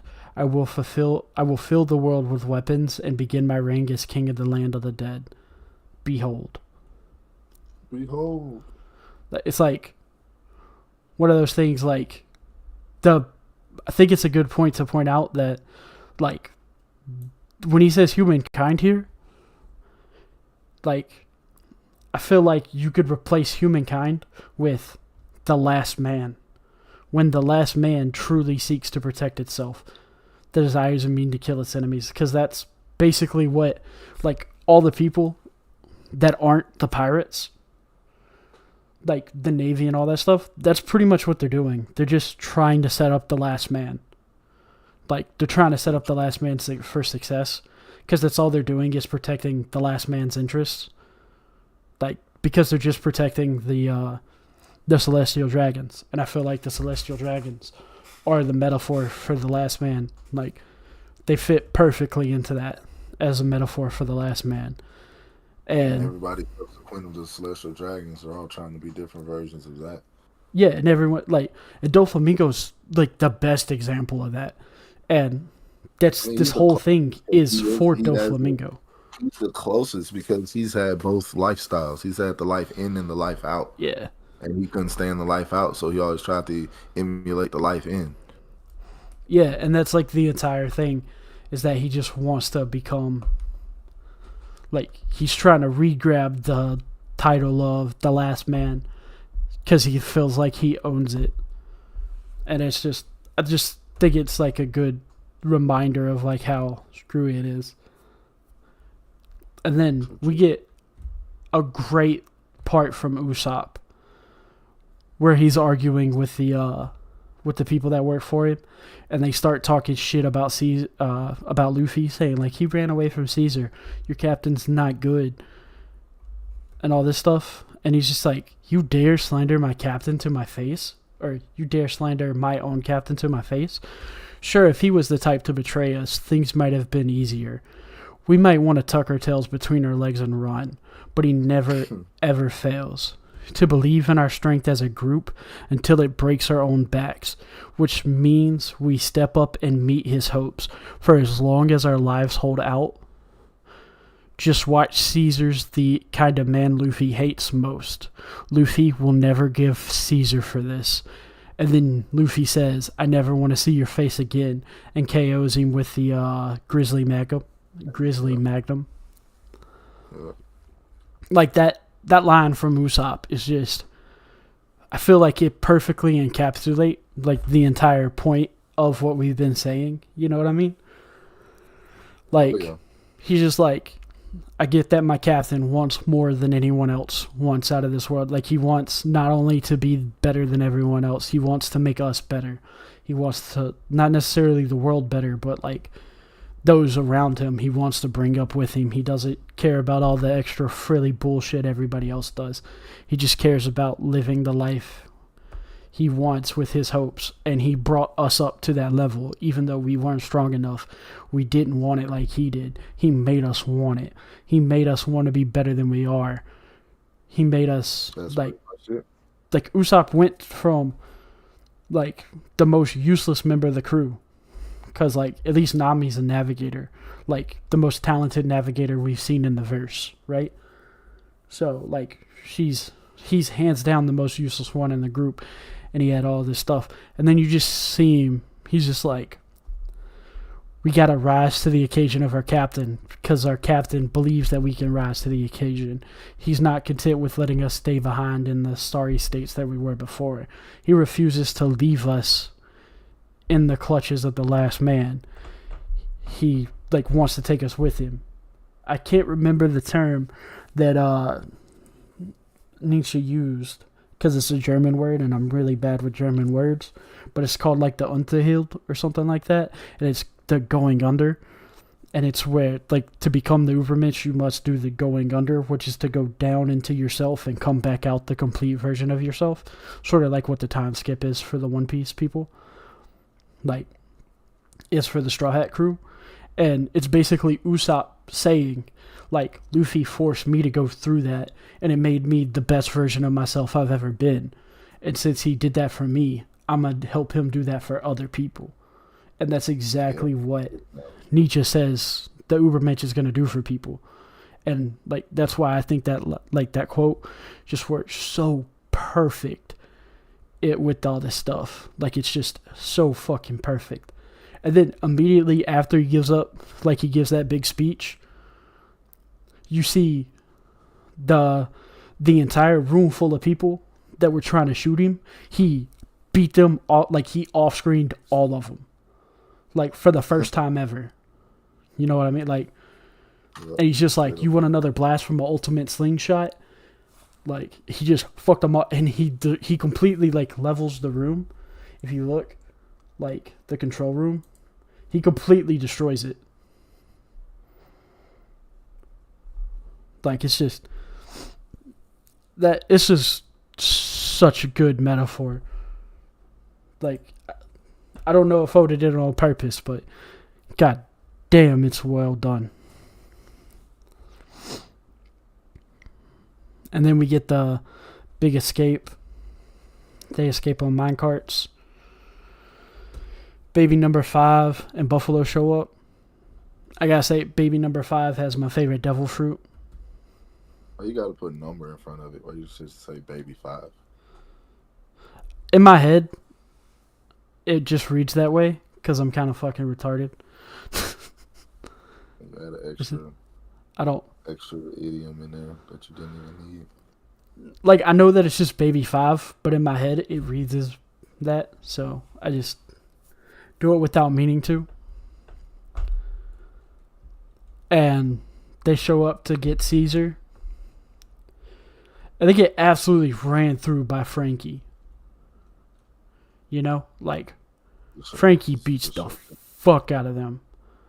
And, like, baby number 5, her devil fruit's pretty strong. But freaking, what's it called?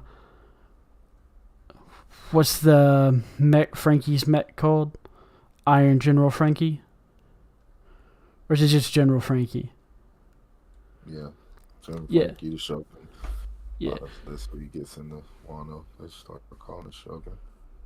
Like, he absolutely just beats the brakes off them. Like, completely and utterly. Just destroys them. I like how he even just like, what type of bird is that? When he sees Buffalo. But he just tears through them. And we get a really good Usopp moment. After that, like another really good Usopp moment. Right after that. Well, first, Caesar thinks like, haha, I still have Smoker's heart. I'm going to kill him. It turns out it was Monet's heart. And Law did some sleight of hand. And Monet was going to blow up the entire mountain. But she dies before she can. Because Caesar, being a despicable little bastard, wanting to take the world. Which is a nihilistic trait also, when you think about it. Like, he's just like, I might not win, but at least I can take you all with me, sort of thing. Of course, that's a nihilistic trait. It just shows that like everybody that Luffy fights is nihilistic. Like, that's why he's so opposed to them. Like, he understands. Like, he might not know what the word nihilistic means, but he understands that they're completely opposed to the way that the way that he conceptualized life and how it's worth living. You know, like, I think it's just very interesting way of doing it. We see Joker or Doflamingo can pseudo fly. He can, when he's on his way, because he realizes that it hasn't blown up yet. And it kind of just shows off like how strong Doflamingo is, because he's one of the few characters that can actually fly. But when they fly away, Usopp hits him with the just like, let me attack him real quick. Let me hit him. That's the sniper's job. And Luffy's just like, yep, let him do it. And Law's just like, what? No, let's just stop him now. Luffy goes, my friend told me he's got this. So that means he's got this. Don't interfere. he's going to take him down. There's absolutely nothing to worry about. It's covered. And I like that. Like, Luffy's absolutely unwavering faith in his crew. But Usopp finishes off all of them with, like, a crazy combo idea. Like, with the Black Kabuto. He hits all of them with rocks, except for Caesar. Like, he uses it to trick Caesar into being like, oh, it's just rocks. But it's actually a sea prism shackles to capture Caesar. Now Caesar can't use his powers to get away. And then Usopp says this hard-ass line that just shows, like, how much he's changed. He says, leave the enemies with their backs turned to me. Like, he like, you know how we talk about roles a lot? Yeah. Like, it's the first time he's admitted that he understands his role. As a sniper, yeah. Yeah, that's your job as a sniper. Your job as a sniper is to deal with the enemies that run away. Or, like, are too far away from the other people. So he's finally starting to understand his role. Like, he fully commits to his role in Dressrosa. Like, he fully understands it and commits as hard as he can.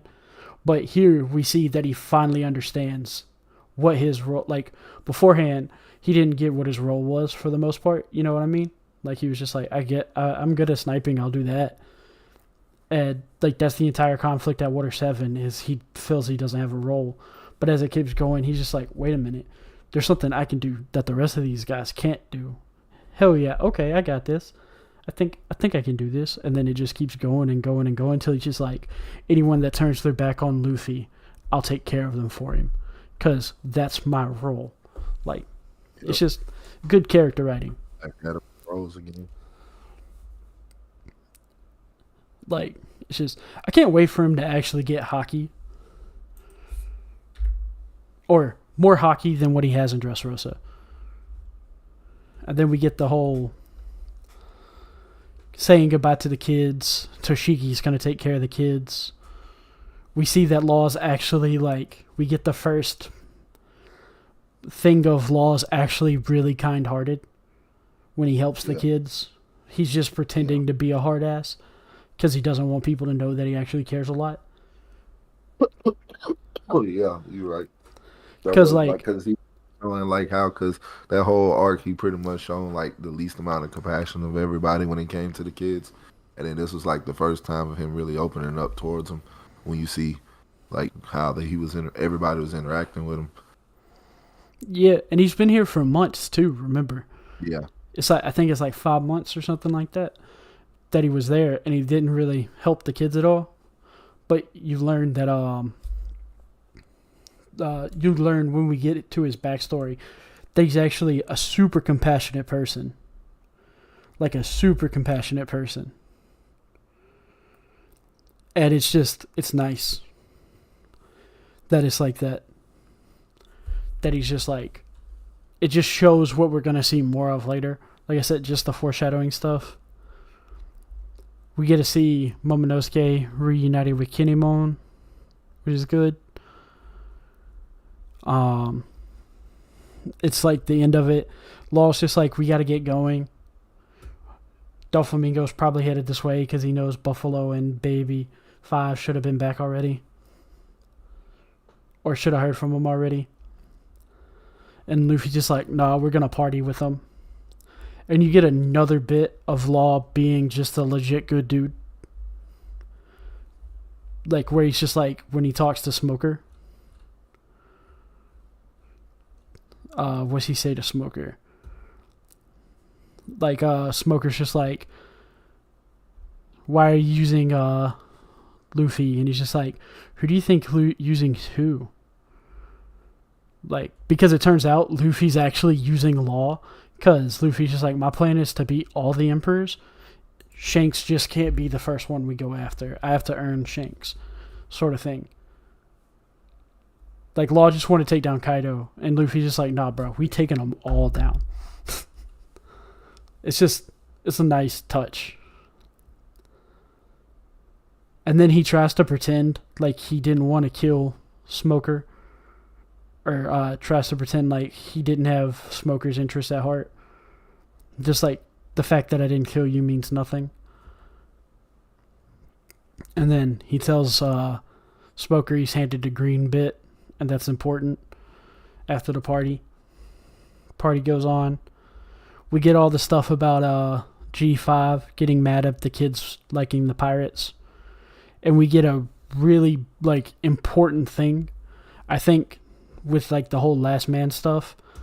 Like the G5 are mad that the kids are like, we want to be like pirates, and they are just like, no, you should want to be Navy. He's like, we're the ones that stand for justice. We're the ones that's job is to crush pirates who cause misery for citizens. Pirates are scum. And they like hold up a sign to stop the kids from telling them bye. And the kids are just like, wait, you guys suck. Like, let us tell our heroes bye. And they're just like, no, we stand for justice. Don't let the kids see the influence. And the kids are just begging them to move so they could say bye. And the G5 guys turn guns on the kids. And it's like what you were saying earlier. Like, it shows off, like, how, like, brainwashed people in the government are. You know what I mean? Yep. Like, yeah, you like the dark, like, just hearing people cheer for pirates. And the reason that they point the guns at the kids isn't the reason that you would think. Like, they immediately think the reason that they have to point the guns at the kids is because they feel guilty for thinking the Straw Hats are great people. Like, right after that, the G5 guys, Tashigi tells them to stop it. It's shameful. And then one of the guys that was responsible for pointing the gun says, but Tashigi, if we don't keep talking mess about them, then we can't help but to admit that we love these lawless vagabonds. Like, they have to admit that the Straw Hats are better people than the government. Yep. And that has to be hard, too. Like, they have to admit that they're, like, everything they thought is wrong. Yeah, of course. This is the opening.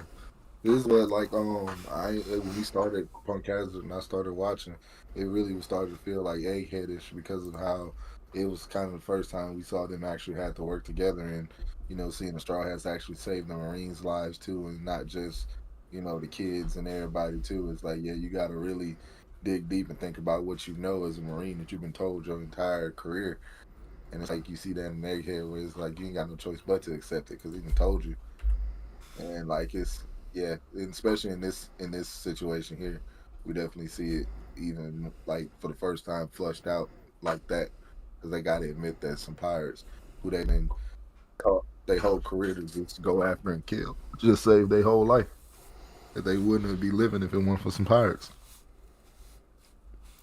Yeah, it just turns the entire belief system. Like, it changes, like, it contradicts their entire belief systems, which is nice.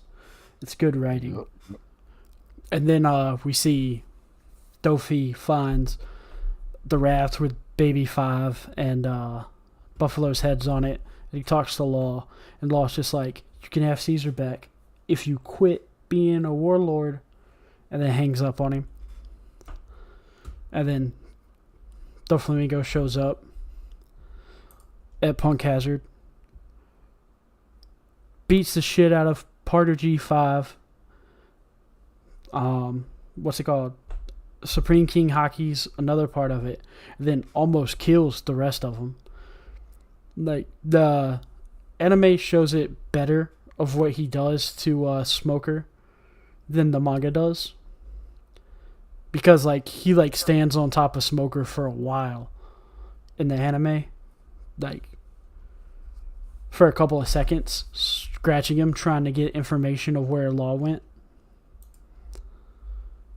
But the fact that Law told Smoker where he was, and Smoker's just like, they didn't tell me shit. I didn't even pay attention to which direction they went. Even though Law said exactly where they were heading. It just shows that Smoker's like a man of absolute principle. And then it like shows like Smoker's covered in gashes, like his face, his chest, and everything, from Doflamingo, string fruit. And then we learn that the next stop is Dressrosa. Kinemon happened to want to go there because one of his friends is in prison there. and we get bits of the plan to just stop Kaido's weapons trade with Doflamingo, weapon and smile fruit trade. And then we get Aokiji shows up. And this is the moment that, like, in my opinion, endears Aokiji. At least to me. Like, that made me go, okay, Aokiji's a cool dude. He's just like, you better stop, Doflamingo. Smoker's an old friend. Because Aokiji's not a member of the Navy anymore. This is all just... Right. This is his first appearance. Yeah, this is just... He knew shit was happening here, and he refused to let it happen to his friend. Like, he wanted to get here in case Doflamingo did. And you get there's the implication here that Aokiji would have beat the fuck out of Doflamingo. Like, that's, like, they might not implicitly say it, but I feel like it's heavily implied. Because Dofi says, where's it at? He says, I have no desire to fight you, but if I don't have the option of silencing him for good, then I'll have to change my tactics. And he's like, Kuzan, what are you now?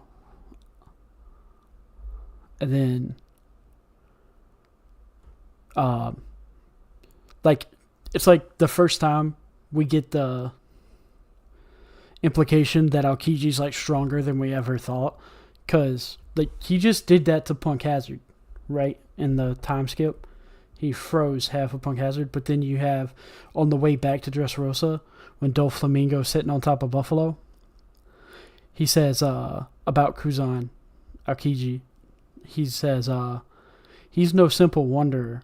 Only a man who's made up his mind about something can make a face like that. And he was just, like, staring into Doflamingo's soul. Like, half of his face was covered in ice. Like, in he his... pretty much, like, figured out that his mind was made up on whatever it is that he was on. Like, yeah, Doflamingo was just like, yeah, he's willing to kill me over this. I'll stop. Like, he's just like, yep, my bad. I'm sorry. So that's how it feels. Like, but he saved as much face as possible. And then we get a really good quote from Aokiji right after that. Aokiji says, I never thought the world government was the end-all be-all.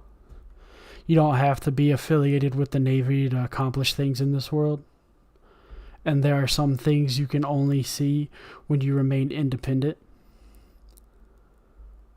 Like, it's the first time somebody affiliated with the Navy admits that the Navy's not inherently the good guy, which is really nice. It's a... This is when we start seeing it, though. This is amongst time we start seeing, especially in Dressrosa. They tell you straight up. Yeah, but no, it's like the first time a member of the Navy is just like, wait a minute, this ain't it.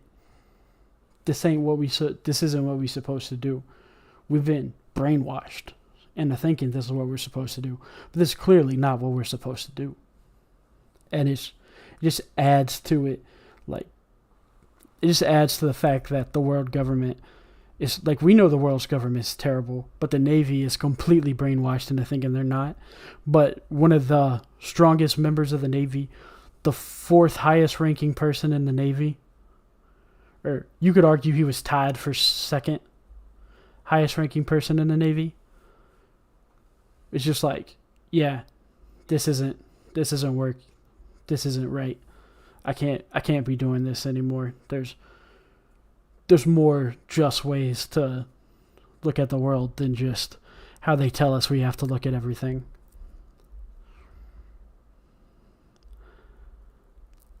And then he talks about how the war that's starting with Doflamingo is going to be the biggest problem that Sakazuki's new Navy headquarters is going to have.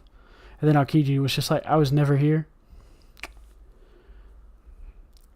And then we get some character stuff. We learn Momonosuke is a little perv.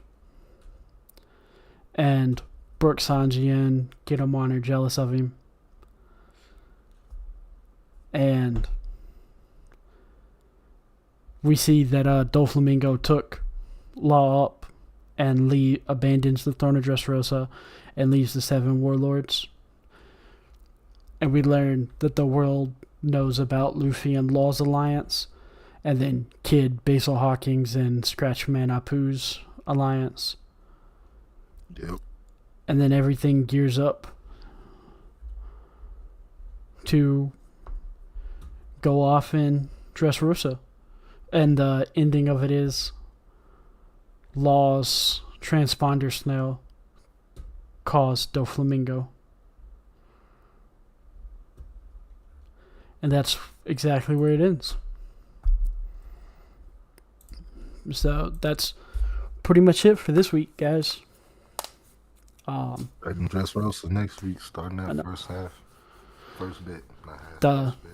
The thing that made me a legitimate fan of One Piece instead of just like doing the like watching it to see like the metaphors in it, like the thing that actually made me go, okay, this shit's pretty lit.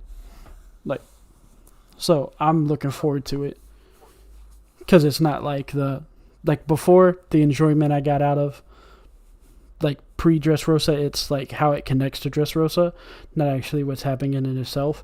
But Dressrosa onward, it's like what's actually happening there that I care. You know what I mean? So it's just nice to be at the part where I'm just like, fuck yeah, motherfucker, we get the shit I care so much about thing, like that point of it. So I'm hyped for next week. Probably gonna have like 10 times the notes that I've had the last 2 weeks. Just because there's so much to talk about in Dressrosa. You know what I mean? There is a lot, a little bit. But, yeah, I think we're going to call it there, guys. Thanks for everybody that stopped by and everything. Thanks for the support. Don't forget to subscribe, all that. Yeah. And like we always say, like if you got something to add, something you think wrong about, something like any of that stuff, don't hesitate to say it down below. We'd love to get the discussion going. That's very true. Very much so facts. Yeah. It also, the more discussions like that we have, the more it makes it more likely to notice stuff that we didn't notice like the 3rd, 4th, or 5th time too. So it never hurts. But we appreciate y'all. And thanks again for stopping by. It's Corrupted. And it's Dragon. Signing off. Y'all have a good one. See ya.